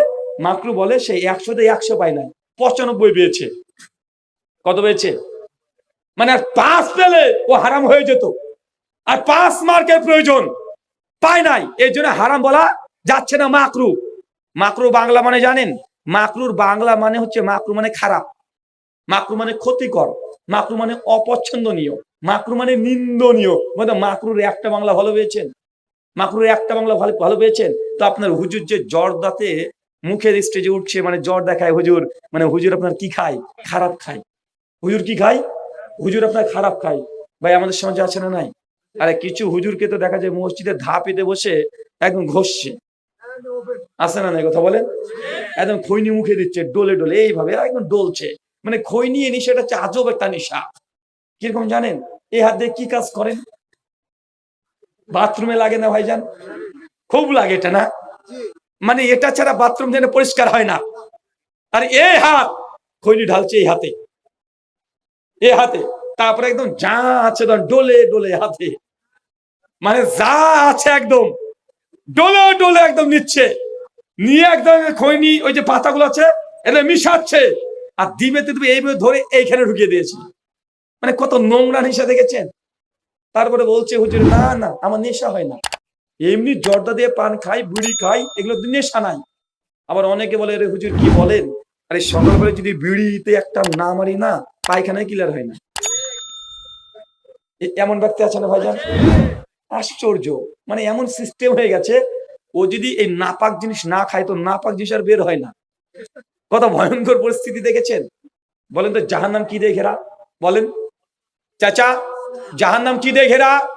মনের বাসনা দ্বারা। মন যা চায় তাই করবেন, জাহান্নাম। যা মন চাইছে তাই করবেন, বিয়ে বাড়ি ডিজে বাজাবেন, জাহান্নামের জন্য যথেষ্ট হয়ে যাবে আপনার। বিয়ে বাড়ি মানে ডিজে না বাজলে বিয়ে হয় না। বিয়ে বাড়ি, শ্বশুরকে বলছে পালসার লাগবে, R115 লাগবে, আছে না নাই? আচ্ছা বিয়ে করেছেন এখানে কেউ? যৌতুক কে কে নিয়েছেন একটু হাত তোলেন তো দেখি। শ্বশুরের কাছ থেকে খাট কে কে নিয়েছেন? হ্যাঁ কে নিয়েছেন? কিরে কোথায় বক্তব্য দিতে নিয়ে এসছেন? সব আল্লাহর ওলি, একটাও গুনাহ করে না এরা, একটাও পাপ এদের ভেতরে নাই। যৌতুক নেন না আপনারা? কেউ বাদ দেয়নি না? শেখ আব্দুর রাজ্জাক বিন ইউসুফ হাফিজাহুল্লাহ তিনি বক্তব্যতে বলেন, কাপুরুষের বাচ্চা কাপুরুষ, তোমাকে যৌতুক নিতে কে বলেছে? তোমাকে বাপ আর বেটাকে দিনাজপুর স্টেশনে ভিক্ষা করে খেতে হবে, এগুলো বলে না ভাইজান? তারপরে আপনার লজ্জা হয় না, তারপরে আপনার লজ্জা যারা পরিমাণে হয় না। আগামী কালকের মধ্যে যৌতুকে যে টাকা নিয়েছেন শ্বশুর বাড়ি থেকে, আগামী কালকে ফেরত দিতে হবে, নচেত সারা জীবন যদি ইবাদত করেন ইবাদত কবুল হবে না। হারাম খেলে ইবাদত কবুল হবে? হুজুর আমি শ্বশুর কাছে চাইনি, আমার শ্বশুর এমনি দিয়েছে। তোমার শ্বশুরের কত বড় মন, শ্বশুর কাছে চাইনি এমনি গাড়ি দিয়েছে, মোটরসাইকেল দিয়েছে, তো তোমার শ্বশুর আমাকে দেয় না কেন? তোমাকে দেয় কেন? শুধু কেন পাশে বাড়ির লোককে দিতে পারে না? পাশে বাড়ির মানুষ ভিক্ষা করে খায়, খেতে পায় না, তোমার শ্বশুর তাকে তো দেয় না, তোমাকে খাট দিয়েছে কেন? তোমার শ্বশুর চৌকিতে শুয়ে থাকে, তোমাকে খাট কেন দিল? হুজুর আমি ডিমান্ড নেই, তবে শ্বশুর যদি কিছু হাদিয়া দেয় নিয়ে থেকে পারবো? বলছে হাদিয়া নেওয়া তো সুন্নাত, এখন শ্বশুর যদি হাদিয়াতে কিছু দেয় আমাকে, তো শুধু হাদিয়াকে নিয়ে সুন্নাত দেওয়া সুন্নাত নয়? শ্বশুর যদি তোমাকে যদি গ্ল্যামার গাড়ি দিয়ে দেয়, শ্বশুর তোমার সাইকেলে চড়ে, তারপরের দিন তুমি একটা সুপার স্প্লেন্ডার কিনে শ্বশুরকে বলবো যে বাহ আমি এটা আপনার জন্য কিনে এনেছি, এটা গ্রহণ করেন, পারবেন তো? আবার যদি পারেন তাহলে যৌতুক নেন। কেন? আপনি হাতে হিসাবে নিবেন, তা আপনাকে তো দিতে হবে। সারা জীবন শ্বশুর কাছে নিয়েই গেলেন, খাট নিলেন, আলমারি থেকে শুরু করে ঘর সাজিয়ে 5 লাখ টাকা নগদ টাকা। আগের দিনে মানুষ আবার কত নির্লজ্জ ছিল, সাইকেল আর হেরিকেন পর্যন্ত নিত। ভাই নাই নাই, সাইকেল যদি ক্যারিয়ার পেছনে না থাকে রাগ।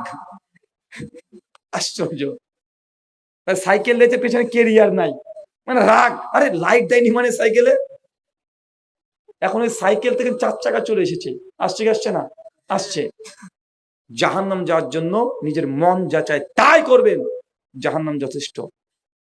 এই দুটো কথা বাইতে নিয়ে যান। কয়টা কথা নিয়ে যাবেন? মন যা চায় আপনার করবেন, জাহান্নাম। জান্নাত আল্লাহ যা আদেশ করেছে পালন করবেন, নিয়ম নীতি মানবেন, জান্নাত। আর নতুন করে আপনাকে কিছু বোঝানোর দরকার নেই, দুটো নিয়ম। আপনার মন বলছে এটা ভালো, করি না একটা গল্প, মেয়েটার সঙ্গে ফোন ধরে বসে আছেন, করি না, সমস্যা কি? দিনই বোন আপনার বলছে হুজুর একটা মেয়েকে আমি মেসেঞ্জারে দাওয়াত দিতে পারবো? একটা মেয়েকে একটা ছেলে 22-24 বছর ছেলে মেসেঞ্জারে ফেসবুকে ও দাওয়াত দিবে, কিসের? ইসলামের দাওয়াত দিবে। মানে ওর বাড়ির আশেপাশে যত মেয়ে আছে সব একদম 5 ওয়াক্ত নামাজ পড়ে, সব আল্লাহর ওলি, দেশের মানুষ পায় না। একটা মেয়ে মানুষ তার বাড়ি কোথায়? বাংলাদেশে, ও ইন্ডিয়া থেকে দাওয়াত দিবে মেসেঞ্জারে। এরকম বদমাশ আছে না ভাইজান? মানে আর কোনো জায়গা নাই, এখন দাওয়াত দিতে হবে ফেসবুকে। ওকে মন চাচ্ছে যে না একটু দিই, ফেসবুকের ছবিটা দিয়েই দিই, আমার স্ত্রীর ছবিটা দিয়েই দিই, এরকম আছে না ভাইজান? মানে যা করবে দুনিয়াকে দেখানোর জন্য। বিয়ে করবে, কেমন বিয়ে করবে? যে বিয়ে করতে চাই তো মেয়েটা যাই হোক সুন্দরী হতে হবে, ও নষ্টা হোক, ও ধর্ষিতা হোক, তারপরে তাকে সুন্দরী হতে হবে। কেন? মানে মোটরসাইকেল নিয়ে যখন ঘুরবো লোকে বলবে পেয়েছে রে একটা। ভাই আছে না? কথা বলেন। তোমাকে বলে যাই, ভালো করে কথাটা শুনে রাখবেন। একটা ডিভোর্সি, তালাক প্রাপ্ত নারী, যে ডিভোর্স হয়ে গেছে, তালাক প্রাপ্ত মেয়ে, সে যদি বিধবা হয়, তোমার ওই মেয়ের চাইতে ইউনিভার্সিটি কলেজে যে পড়ে তার চাইতে অনেক বেশি ভালো। কেন জানেন? কারণ ওই মেয়েটি যে ডিভোর্সি হয়েছে, তালাক প্রাপ্তা, বিধবা হয়েছে, সে বৈধ জায়গাতে তার স্বামীর কাছে নিজের যৌবনটাকে দিয়েছে। কিন্তু যে মেয়েটিকে তুমি মনে করছো যে না অনেক বড়, একদম স্মার্ট, অনেক শিক্ষিত, সে যে বিয়ে ছাড়াই কত তার বয়ফ্রেন্ডের সঙ্গে বিছানা শেয়ার করছে তুমি নিজেই জানো না। আল্লাহ সুবহানাহু ওয়া তাআলা যুবক তরুণ যারা আছে তাকে বুঝার তৌফিক দান সকলে পড়ি আমিন। তিনটে আমলের কথা বলবো, যে তিনটে আমল করলে জান্নাতে আপনিও ঘর পাবেন। কি বললাম চাচা? ওমর বিন খাত্তাবের মতো, আসিয়ার মতো, খাদিজার মতো তিনটে আমল আপনাকে শিখিয়ে দিব, যেটা সহিহ বুখারী মুসলিম হাদিস দ্বারা প্রমাণিত। করলে আপনিও জান্নাতে ঘর পাবেন। বলবো। এক, সহিহ বুখারী 450 নম্বর হাদিস। আল্লাহ নবী বলছেন কোন ব্যক্তি যদি এই দুনিয়াতে একটা মসজিদ নির্মাণ করে দেয়। কি নির্মাণ করে দেয়? কথা বলেন। মসজিদ নির্মাণ করে দেয়। আল্লাহ নবী বলছেন বাইতুল ফিল জান্নাহ, আমি আল্লাহ তার জন্য জান্নাতে একটা ঘর দিয়ে দেব। করতে পারবেন ইনশাআল্লাহ? এই কথাটা কানে ঢুকলো না? কাজ নাই, জান্নাতে ঘর নেবে টাকা দিয়ে। এরকম মনে হচ্ছে না? দেখেন লোভ নেই, মানে জান্নাতে যদি ঘর পাবেন মানে আপনি উদাসীন, কারণ আপনি বিশ্বাসই করেন না কিয়ামত যে হবে কত ভয়ঙ্কর, এখন আপনাকে বুঝাতে ব্যর্থ। তার জন্য অন্তর আপনার লালসা আসে না জান্নাতের। এখন যদি আপনাকে বলা হয় যে আগামী শুক্রবার কালকে আয়, তুই কালিয়াচকে আসবি, তোকে 4টে মুরগির বাচ্চা দেবো, শুধু যদি বলেন 4টে মুরগির বাচ্চা দেবো, দেখেন এখান থেকে আপনার গ্রামের সব মানুষ কালিয়াচকে কালকে গিয়ে বসে থাকবে ভোরবেলা থেকে। থাকবে কি থাকবে না? কথা বলে থাকবে। কিন্তু আল্লাহ নবী বলছে কেউ যদি দুনিয়াতে একটা মসজিদ নির্মাণ করে দেয়, বাইতুল ফিল জান্নাহ, জান্নাতে আমি তাকে ঘর দিয়ে দেবো। পাকা 10 তলা করতে হবে এমনটা নয়। সুনান ইবনে মাজাহ 738 নম্বর হাদিস। আল্লাহ নবী বলছে এটা পায়রার ঢোপের সমান, ডিমের সমানও যদি কেউ একটা মসজিদ নির্মাণ করে দেয়, বাইতুল ফিল জান্নাহ। পায়রার ঢোপের সমান মসজিদ তৈরি করা যায় নাকি? ইমাম আহমেদ ইবনে হাম্বল রাহিমাহুল্লাহ বলছেন এর অর্থ হচ্ছে এইটা একজন মানুষ এক জায়নামাজ সমপরিমাণ।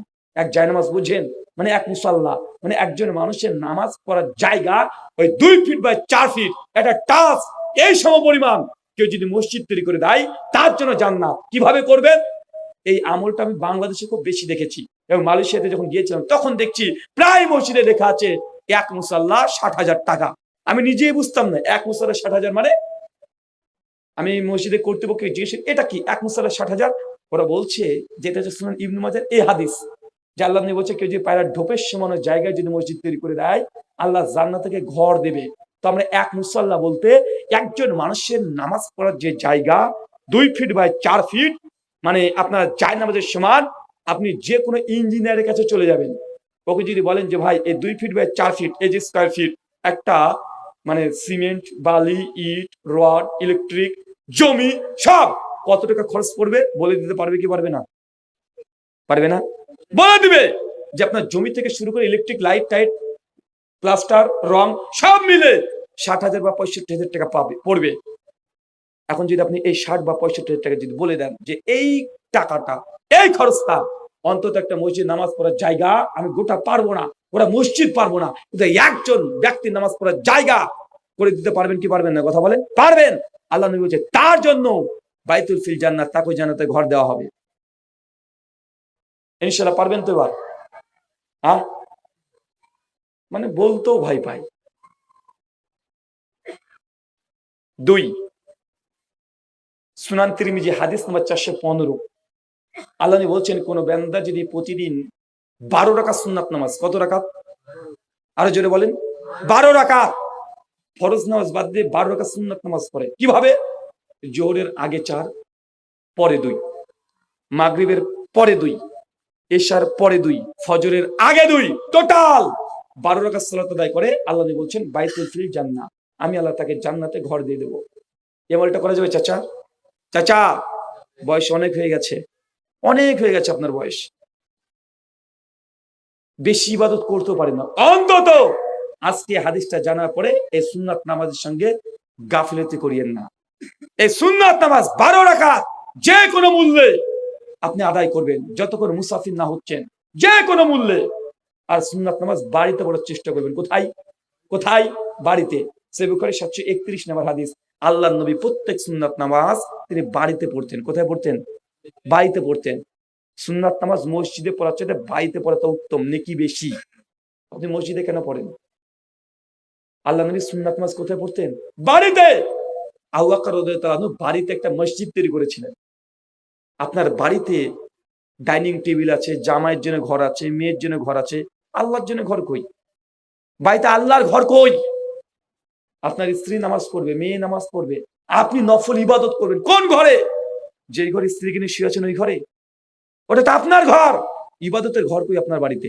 হিন্দুদেরকে দেখেন, গোটা বাড়ি তারা করে সিঁড়ির তলে হলেও একটা ঠাকুরের ঘর করে রেখে দেয়। যখন প্রয়োজন ওই ঘরে গিয়ে সিঁড়ির তলে গিয়ে হলেও তারা তাদের মন্ত্রতন্ত্র জপ করে, আছে না নাই? আর এটা মুসলমানদের প্রত্যেক সাহাবী বাড়িতে তার একটা ইবাদত খানা তৈরি করতো। মানে আপনার বাড়ি যদি থাকে কাঁচা হোক, তারপরেও একটা ঘর তৈরি করেন, রেখে দেন ইবাদত খানা, একজন জায়নামাজ বিছিয়ে রাখবেন, কোরআন মাজিদ রেখে দিবেন, সমস্ত কিছু সজ্জিত করে সেন্ট আতর দিয়ে সুগন্ধি করে রেখে দিবেন। যখনই প্রয়োজন আল্লাহর সঙ্গে কথা বলার, রাতে গভীর রাতে উঠে ওই ঘরে গিয়ে অজু করে 2 রাকাত নামাজ পড়ে দেখবেন নামাজের মিষ্টতা কাকে বলে, কত মিষ্টতা লাগে। বেশি দামি করতে হবে না, কাঁচা করেন, টিন দিয়ে করেন, মানে ছাদে একটা ঘর করে দেন ইবাদত খানা। আপনার মেয়ে আপনার নিজের স্ত্রী, মা, বৌমা সবাই ওই জায়গাতে নামাজ পড়বে। আপনিও যখন সুন্নাত নামাজের দরকার ওখানে গিয়ে নামাজ পড়েন, দেখেন কত মিষ্টি লাগবে। মসজিদের ফ্লেভার বাড়িতেই পেয়ে যাবেন। কথা মনে বুঝতে পারলেন না? চাচা বলে তো সুন্নাত নামাজ কোথায় পড়বেন? বাড়িতে। দ্রুত বাড়িতে একটা ইবাদত খানা তৈরি করেন। এই সুন্নাত হারিয়ে গেছে, এই সুন্নাত এখন আছে, সব মসজিদে গিয়ে সুন্নাত পড়ছে। মসজিদে সুন্নাত পড়ার জায়গা নয়, পড়াটা জায়েজ, তবে উত্তম কোথায় চাচা? বাড়িতে। দ্রুত আপনাকে একটা ইবাদত খানা তৈরি করতে হবে। ইবাদতে যদি মনোযোগী হতে চান, ইবাদতে যদি স্বাদ পেতে চান, ইবাদত করে যদি আনন্দ পেতে চান, চোখের যদি পানি ফেলতে চান, দ্রুত আপনাকে বাড়িতে ইবাদত খানা তৈরি করতে হবে।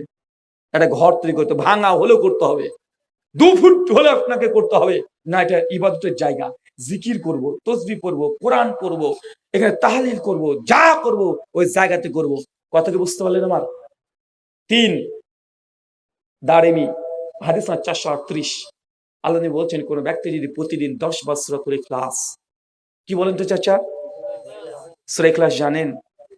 বাবু আমি তো জানি না। চাচা আপনি জানেন, নামটা জানেন না। কোন সূরা বলেন তো? কুল হুয়াল্লাহু আহাদ, বলো তিনি আল্লাহ এক এবং অদ্বিতীয়। আল্লাহুস সামাদ, আল্লাহ কারো মুখাপেক্ষী নন। লাম ইয়ালিদ ওয়া লাম ইউলাদ, তিনি আল্লাহ কাউকে জন্ম দেননি, তিনিও কাউকে জন্ম নেন না। ওয়া লাম ইয়াকুল লাহু কুফুয়ান আহাদ, তার সমতুল্য সমকক্ষ আর কেউ নেই। এই যে সূরা ইখলাসের 4টে আয়াত কেউ যদি প্রতিদিন 10 বার সূরাতুল ইখলাস পাঠ করে, নবী বলছেন বাইতুল ফিল জান্নাহ, আমি আল্লাহ তাকেও জান্নাতে ঘর দেব। চাচা বলেন তো কোন সূরা? কয়বার? কোন সময়? যে কোনো সময়, 24 ঘন্টার মধ্যে যে কোনো সময় 10 বার যে সূরাতুল ইখলাস পাঠ করেন, বাইতুল ফিল জান্নাহ ওমর বিন খাত্তাবের মতো জান্নাতে আপনিও ঘর পেয়ে যাবেন ইনশাআল্লাহ। এই কটা আমল করা যাবে তো চাচা? করা যাবে না? সূরা ইখলাস জানা আছে তো? আছে না? ইনশাআল্লাহ আজকের পরে সূরা ইখলাস মিস করা যাবে না। অনেকে ভাবছে বাপরে বাপ, সূরা ইখলাস তো আমি জানি, এখনই পড়তে শুরু করে দিয়েছে, হাঁটাবার হয়ে গেছে, আর মনে মনে ভাবছে জান্নাতের ধারি পর্যন্ত, লিন্টন পর্যন্ত ঘর মানে তৈরি হয়ে গেল। ভাই এটা একদিন করলে হবে না, এটা খাস আপনার আমল। কি বলেন তো ভাইজান? এটা কি খাস আমল, মানে আমলটা জীবনে বাদ দিবেন না। ভূমিকম্প হচ্ছে সেই দিনও আরে আজ তো পড়িনি, সহজে পড়তে শুরু করে দিবেন। রান্না করছেন মনে পড়ে গেল, সহজে পড়তে শুরু করে দেন। বাজারে যাচ্ছেন, গাইতে আছেন, মনে পড়ে গেল, সহজে পড়তে শুরু করে দেন। বাপ মারা গেছে, পড়তে শুরু করে দেন 10 বার। কতবার? তাহলে কি পাবেন? জান্নাতে ঘর। আচ্ছা কয়টা আমলের কথা বললাম? একজন চট করে দাঁড়িয়ে বলেন তো।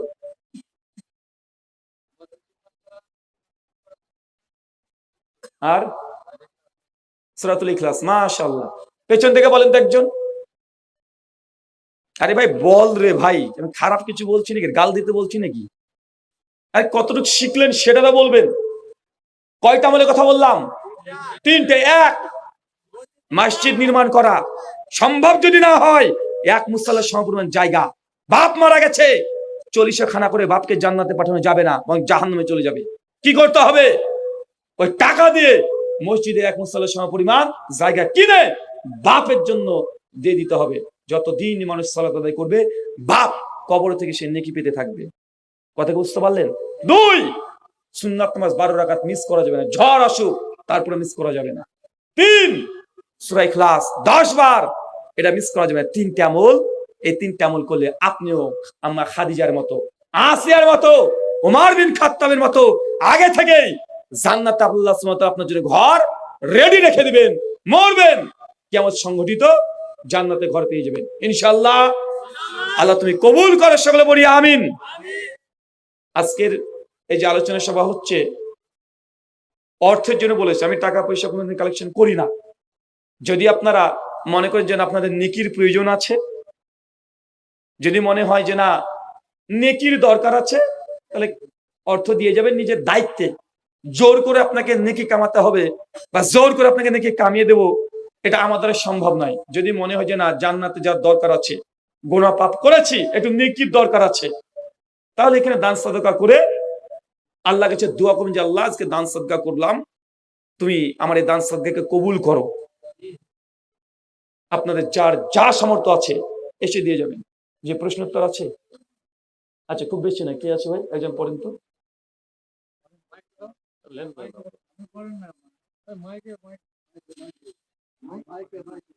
বর্তমান কিছু শিক্ষিত যুবক ফেসবুকে নিজের বইয়ের ফটো দিচ্ছে, এই নিয়ে ইসলাম কি অনুমতি দেয়? নিজের স্ত্রীর ছবি ফেসবুকে দিচ্ছে, এটা কি ইসলাম অনুমতি দেয়? সূরা নূর আয়াত 30 এবং 31 আল্লাহ বলে দিয়েছেন, কোন পুরুষ বেগানা নারীর দিকে দৃষ্টি দেবে না, মাথা নিচু করবে। তো আপনার স্ত্রীকে সুন্দর করে ফেসবুকে দিয়ে দিয়েছেন, তো এই তো আব্দুর রাজ্জাক বিন ইউসুফের ভাষায় কা পুরুষের বাচ্চা, কা পুরুষ আপনি। কি বলেন তো ভাইজান? মানে আপনার বউকে গোটা বিশ্বের মানুষকে দেখাতে হবে, মানে জিনিস আর কিছু পাননি, এখন বউ ব্যবসা করতে হবে। মানে আপনি বউকে নিয়ে খুব ব্যবসা বেশি করেন। ওই যে বন্ধন অফিসে বউকে দিয়ে চলে আসেন, বউ 10,000 টাকা নিয়ে এসে দেয়। আর প্রত্যেক সপ্তাহে বন্ধন অফিস থেকে কিছু অফিসার আসে, আপনার স্ত্রী হাতে সুন্দর করে লাল চা দুধ চা খাই, এসে গল্প করে টাকা নিয়ে চলে যায়। আছে না নাই? কথা বলেন। মানে স্বামীগুলো যে এত কাপুরুষ, এত নোংরা চরিত্র হয়ে গেছে যে বউকে দিয়ে এখন ব্যবসা করছে। সোশ্যাল মিডিয়াতে অনেকগুলো বিভিন্ন সাইডও আছে, মেয়েদের উশৃঙ্খল রিলস করছে। আছে না ভাইজান? নোংরা, মানে শরীর দেখিয়ে ইনকাম করতে হবে। হচ্ছে সরাসরি ওই যে যেসব জায়গায় পট্টিগুলো আছে চলে যাওয়াই ভালো। একদম ডাইরেক্ট করে নাচতে নেবে, ঘুমট দিয়ে লাভ নেই। মহিলা কি ছেলেদের মতন খাতনা করতে পারে? সুনান আবু দাউদ তিরমিজির হাদিস। আল্লাহ নবী বলেছেন, প্রত্যেক নবীদের কমপক্ষে 5 থেকে 10 খানা সুন্নাহ, কমন সুন্নাহ। এক, গোপটাকে ছোট করা, দাড়িটাকে বড় রাখা। যাবতীয় অবাঞ্ছনীয় যে পশম বা চুল আপনার শরীরের অঙ্গ প্রত্যঙ্গের গোপন যেগুলো আছে, ঊর্ধ্বটান 40 দিন, 40 দিনের মধ্যে কর্তন করতে হবে। এই যে প্রত্যেক নবীদের সুন্নাত, যেন খতনা করা, পুরুষের খতনা করতে হবে, এটা সকলে একমত, ওয়াজিব করতে হবে। মহিলাদের ব্যাপারে যে হাদিস করেছেন আবু দাউদ আসছে, এই হাদিসের মধ্যে প্রত্যেকটা দুর্বলতা আছে, সনদগুলো যায়িফ। কি বলেন তো ভাইয়া? হাদিসগুলো কি যায়িফ। এই জন্য এই হাদিসের উপরে অধিকাংশ মুহাদ্দিসগণ বলেছেন, মেয়েদের জন্য খতনা করা এটা ওয়াজিব বা সুন্নাত কিছুই না। যদি প্রয়োজন হয়, যেসব দেশগুলোতে যেমন ইরাক, ইরান প্রচন্ড গরম, ওইদিককার মানে মেয়েদের ফিজিক্যাল গঠনই আলাদা, তাদের বায়োলজিক্যাল গঠনই আলাদা, এগুলো প্রকাশ্যে বলা যায় না। তো তাদের জন্য জাস্ট মুস্তাহাব। কেন? কিছু প্রবলেম হয় তাদের জন্য। তবে আমাদের এই বাঙালি যে সব নারীদের ফিজিক্যাল গঠন যেগুলো, তাদের জন্য খতনা করার জরুরত নেই। মসজিদ পরিমাণ করার জন্য আরবের টাকা নেওয়া যাবে কি? আরব থেকে বিভিন্ন খাত আসে, টাকা গেলে হারাম নয়। বড় বড় দানবীর ব্যক্তি আছে যারা চায় তার বাপ মার জন্য মসজিদ তৈরি করে দেবে, এরকম কিছু ফাউন্ডেশন থাকে, আর কিছু থেকে রাষ্ট্রীয়ভাবে। কিভাবে? রাষ্ট্রীয়ভাবে সৌদি সরকার। দুটোই বৈধ। তারপরে একটু গবেষণা করে দেখবেন যে টাকাটা দিচ্ছে সেটা হালাল না হারাম, করতে পারবেন। এটা কি প্রশ্ন পাঠিয়েছে না লাভ লেটার রে ভাই? এত বড় কেউ পাঠাই? আসসালামু আলাইকুম। মহিলারা কি জানাজায় গিয়ে জানাজার নামাজ পড়তে পারবে? মহিলাদের জন্য জানাজার নামাজ পড়া বৈধতা আছে। সুনান আবু দাউদের হাদিস, আমাদের আয়েশা রাদিয়াল্লাহু তাআলা আনহা, তিনি সাদ বিন আবি ওয়াক্কাসের জানাজা সালাত আদায় করেছেন 57 হিজরিতে। কত হিজরিতে? 57 হিজরিতে। আমাদের আয়েশা মৃত্যুবরণ করেছেন 59 হিজরিতে। আমাদের আয়েশা নিজেই সাদ বিন আবি ওয়াক্কাস, বিখ্যাত একজন সাহাবী, তার জানাজায় অংশগ্রহণ করেছে। শেখ আল্লামা নাসিরউদ্দিন আলবানী রাহিমাহুল্লাহ তার আহকামুজ জানাইজে তিনি আলোচনা করেছেন, মেয়েরা যদি চায় জানাজাতে অংশগ্রহণ করতে পারবে। মহিলারা ঋতুস্রাব অবস্থায় মারা গেলে গোসল দেওয়ার পদ্ধতি কি একটু বলবেন? ফরজ গোসল যেভাবে দেয় সেটাই, ফরজ গোসল যেভাবে দিতে হয় একটা নারীকে, ঠিক সেইভাবেই গোসল করাবেন। ইসলাম কি কোরআনের আয়াত দিয়ে কি তাবিজ ব্যবহার করা যাবে? কোরআন হাদিস তারা বলবেন। সুনান তিরমিজি হাদিস না 2072, আল্লাহ বলছেন, মান তাওয়াল্লাকা তাইমাতান ফাকাদ আশরাক, যে ব্যক্তির তাবিজ ঝুলেছে সে শিরিক করেছে। তামিমা মানে কোরআন বহির্ভূত যা কিছু আপনি দিচ্ছেন, উল্টো পাল্টা করে লেখা, ফেরাউনের নাম লেখা, অন্য কোনো ভাষাতে লেখা, বিক্ষিপ্ত এইসব জিনিস দিয়ে লিখছেন, সবগুলো কি? শিরিক। আর কোরআনের আয়াত দিয়ে যদি আপনি তাবিজ দেন, এটা হারাম। কি বলেন তো ভাইজান? হারাম। আমার কোন একটা বক্তব্যকে বেদাতিরা অর্ধেক কর্তন করে বলছে যে ব্রাদার রাহুল স্বীকার করে নিলেন কোরআনের তাবিজ দেওয়া জায়েজ। আমি কদিন ধরে দেখছি যে খুব একটা ভিডিও এও দেখাচ্ছে, ওটা আমার ভিডিওর কর্তন অংশ, মানে অর্ধেক আগে থেকে বাদ দিয়ে দিয়েছে। আমি বলেছি বাঙালিরা আমরা বুঝি না, একটা তাবিজ একটা তামিমা পার্থক্য আছে। তাবিজ কোনগুলোকে বলে জানেন? ঝাড়ফুঁক যেগুলো করে না, ঝাড়ফুঁক, ঝাড়ফুঁক গুলোকে কোরআন হাদিসের ভাষাতে তাবিজ বলা হয়। তাই আমি বলেছি তাবিজ জায়েজ, মানে এটা ঝাড়ফুঁক অর্থ বলেছি। কি অর্থ বলেন তো ভাইজান? ঝাড়ফুঁক অর্থে। তো আমি যখন বলছি তাবিজ জায়েজ, মানে এটা ঝাড়ফুঁক অর্থে। কেন হাদিসে ওই রুকিয়া করা এটাকে তাবিজ শব্দ ব্যবহার করা হয়েছে। আর যেটাকে লটকে ঝোলানো হয় এটাকে তাবিজ বলা হয় না, এটাকে কি বলে? মান তাআল্লাকা তামিমা, এটা কি বলা হয়? তামিমা। আর তামিমা শিরক এবং হারাম। তো তাবিজ বলতে উদ্দেশ্য এটা নয় যে কিছু ঝুলাচ্ছেন, ঝুলালে সেটা তাবিজ থাকে না, সেটা কি হয়? তামিমা হয়ে যায়। তো তামিমা শিরক, আর কোরআন ব্যতীত অন্য কিছু দিলে সেটা হারাম। নামাজে রুকু পেলে কি রাকাত হবে? রুকু পেলে রাকাত গণনা করা জায়েজ, গণনা না করা উত্তম। কারণ দুই মতেই বিখ্যাত বিখ্যাত সাহাবীরা আছেন। আবু হুরায়রা, জাবির বিন আব্দুল্লাহ বলেছেন রুকু পেলে রাকাত গণনা করবেন না। আর অপরদিকে ইবনে আব্বাস সহ আরো বেশ কিছু সাহাবীরা বলেছেন রুকু পেলে রাকাত গণনা করে নাও। ইমাম বুখারীর জুজুল কিরা ফিস সালাহ এর মধ্যে 103, 4, 5, 6, 7 পর পর ইমাম বুখারী রিওয়ায়াতগুলোকে নিয়ে এসেছেন। তবে আমাদের মত রুকু পেলে রাকাত গণনা না করাটাই উত্তম। কেউ গণনা করলে হয়ে যাবে ইনশাআল্লাহ। নামাজ পড়ার সময় সামনের ব্যক্তি বসে থাকে, সেই সময় উঠে চলে যায়, এটা নিয়ে কেউ পরোয়া করে না। আসলে দেখছে আমি নামাজ পড়ছি, আমার সামনে একজন মানুষ আছে, ওকে সূত্র দিয়ে আমি নামাজ পড়ছি। এখন ওই সামনের লোকটার নামাজ শেষ হয়ে গেছে, ও করে কি? ও উঠে চলে যায়। অথবা করে কি, একটু পণ্ডিত বেশি বুদ্ধি হলে যা হয়, ও উঠে চলে যাচ্ছে আর একটা বোতল রেখে দিচ্ছে সামনে, বা কিছু একটা রেখে যায়। তাই না ভাইজান? এর দুটোর মধ্যে একটাও করা যাবে না। সূত্র যদি একজনকে দিয়ে দেয় তাহলে ওই সূত্রকে সরানো যাবে না। আল্লাহ নবী সূত্র 4 কোয়ালিটির দিতেন। কয় কোয়ালিটি? একটা স্থায়ী, একটা অস্থায়ী, একটা চলন্ত। চলন্ত মানে কখনো নবী উট, গাধা এগুলোকে সামনে রেখে সূত্রা দিয়েছেন। কথা বুঝতে পারলেন? মাঠে, খোলা মাঠে নবী সূত্র বিন সালাত আদায় করতেন না। কখনো তীর নিক্ষেপ করে দিয়েছেন, তীর ক্ষণস্থায়ী একটা তীর সূত্রা দিয়েছে। স্থায়ী সূত্র কোনটা? যে কোনো মসজিদের দেওয়াল। অস্থায়ী কোনটা? নামাজ পড়বেন একটা বোতল সামনে দিয়ে দিলেন, সূত্র আপনি দেবেন। সূত্র দূরত্বগত, আপনার সিজদার জায়গা থেকে যেন সামনে একটা ছাগল চলে যেতে পারে, এতটা ডিস্টেন্স, মানে সূত্রের দূরত্ব। সূত্রের হাইট কতটা হবে? কমপক্ষে 1 হাত, মানে 1.5 ফিটের কাছাকাছি। কথা বুঝতে পারলেন? এই 4 ধরনের সূত্র হয়। কিন্তু সূত্র কেউ দিয়ে দিলে আপনি চলে যাবেন, তার সামনে দিয়ে যাবেন, এমনটা নয়। এটা সুন্নাতের খেলাফ। মসজিদের মাইকে মৃত্যুর সংবাদ ঘোষণা দেওয়া যাবে কি যাবে না? মৃত্যুর সংবাদ শুধু মসজিদ নয়, কোন জায়গাতে ঘোষণা দেওয়া যাবে না। সুনান তিরমিজি 786-87 নম্বর হাদিস।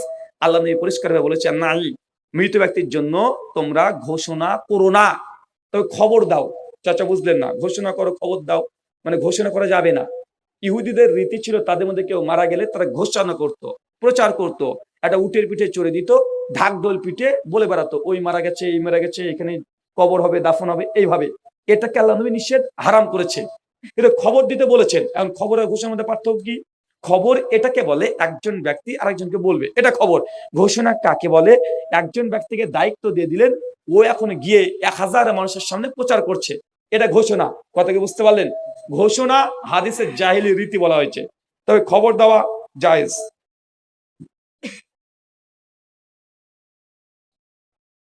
জুমার দিন 2 আজান দেওয়া যাবে কি যাবে না?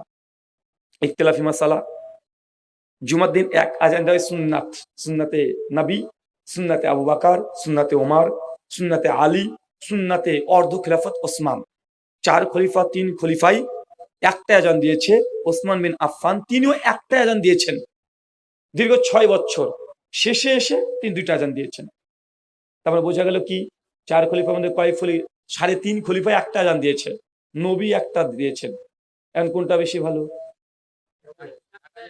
নবী দিয়েছেন, সাহাবী দিয়েছেন, 3 সাহাবী দিয়েছেন। হাদিস বলছে, ফালাইকুম বিসুন্নতি সুন্নতে খোলাফায়ে রাশিদিন ওয়া মাহদিন, আমার সুন্নাতকে আঁকড়িয়ে ধরো আর খলিফাদের সুন্নাতকে আঁকড়িয়ে ধরো। তো ওসমান বিন আফফান তো একজন খলিফা, একজন খলিফা না, একজন খলিফা না। খলিফাদের বহুবচন, কমপক্ষে আরবিতে বহুবচন 3 জনকে বলে, তাই তো? সিগে জামা কমপক্ষে 3 জনকে ব্যবহার করতে হয়। তো 3 খলিফাতে একটাই দিয়েছে।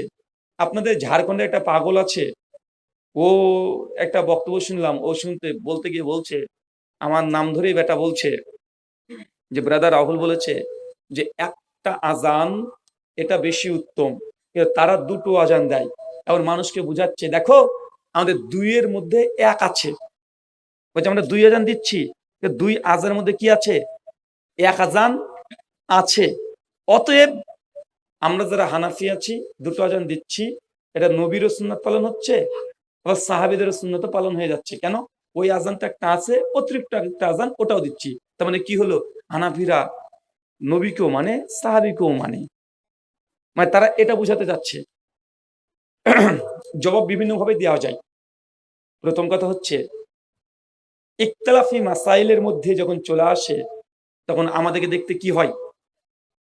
আল্লাহ কোরআনে বলছে, সূরা নিসা 59 নম্বর আয়াত, ইয়া আইয়ুহাল্লাযিনা আমানু, হে বিশ্বাসীগণ, আতিউল্লাহ, আল্লাহর আনুগত্য করো, ওয়া রাসূলের অনুসরণ করো, ওয়া উলিল আমরি মিনকুম, আর তোমাদের মধ্যে যে নেতা আছে, খলিফা আছে, রাষ্ট্রনায়ক আছে, তাদেরকে মেনে নাও। কিন্তু উলিল আমরের মধ্যে যখন তানাজা চলে আসবে, যখন বিতর্ক চলে আসবে, নবী এক বলেছেন, সাহাবীরা আরেক কথা বলছেন, কি করবেন? আল্লাহ কোরআনে বলছে, ফাইন তানাজাতুম ফি শাইইন ফারুদ্দুহু লিল্লাহি ওয়া রাসূল, সেই সময় প্রত্যাবর্তন করো আল্লাহ এবং তার রাসূলের দিকে। এখন এক সাহাবী 2টা আযান দিয়েছে, আর এক সাহাবী কটা দিয়েছে? একটা দিয়েছে। এখন আমাদেরকে কি করতে হবে? কোরআন এবং হাদিসের দিকে ফিরে যেতে হবে। আচ্ছা, কোরআনে কয়টা আযানের কথা বলা হয়েছে? সূরা জুমার 9 নম্বর আয়াত, একটা আযান।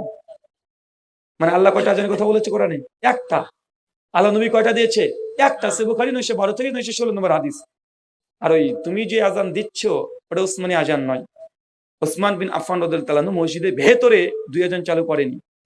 দ্বিতীয় আযান যেটা চালু করেছিলেন জাওরা নামক জায়গায়, মসজিদের বাইরে। কোথায়? মসজিদের বাইরে। তুমি বেটা ভেতরে ঢুকিয়েছো, তোমার আযানটা উসমানী আযান না। তুমি দাবি করতে পারো, চিৎকার মারতে পারো। গোলাম ইসলাম আহমেদ কাদেনী নিজেকে নবী দাবি করেছে, দাবি করলে কি নবী হয়ে গেল নাকি? ও বেটা ম্যাড, পাগল। তো তুমি বলছো তোমার এই আযানটা এটা উসমানী আযান, এটা উসমানী আযান না, এটা হাজ্জাজি আযান। কারণ এই মসজিদের বাইরে এই আযান উসমান চালু করেছিল। তোমার আযান মসজিদের ভেতরে হয় না বাইরে হয়? ভেতরে হয়। তো উসমান তো এইভাবে আযান দেয় নাই। মসজিদের ভেতরে আযান প্রচার কে করেছিল? হাজ্জাজ বিন ইউসুফের সময় থেকে। তো তুমি হচ্ছে ফাসিক, হাজ্জাজ বিন ইউসুফের মুকাল্লিম। ওসমান বিন আফফানে তুমি আযান দিচ্ছ না। শুকরান। মসজিদের টাকা ব্যক্তিগতভাবে কাউকে ধার দেওয়া যাবে কি? কেন রে ভাই? যদি বাইতুল ফান্ড যদি মসজিদের কর্তৃপক্ষ দ্বারা পরিচালিত হয় তাহলে দিতে পারবেন, আর না মসজিদ উন্নতি কল্পে রেখেছেন তাহলে না দেওয়াটাই ভালো।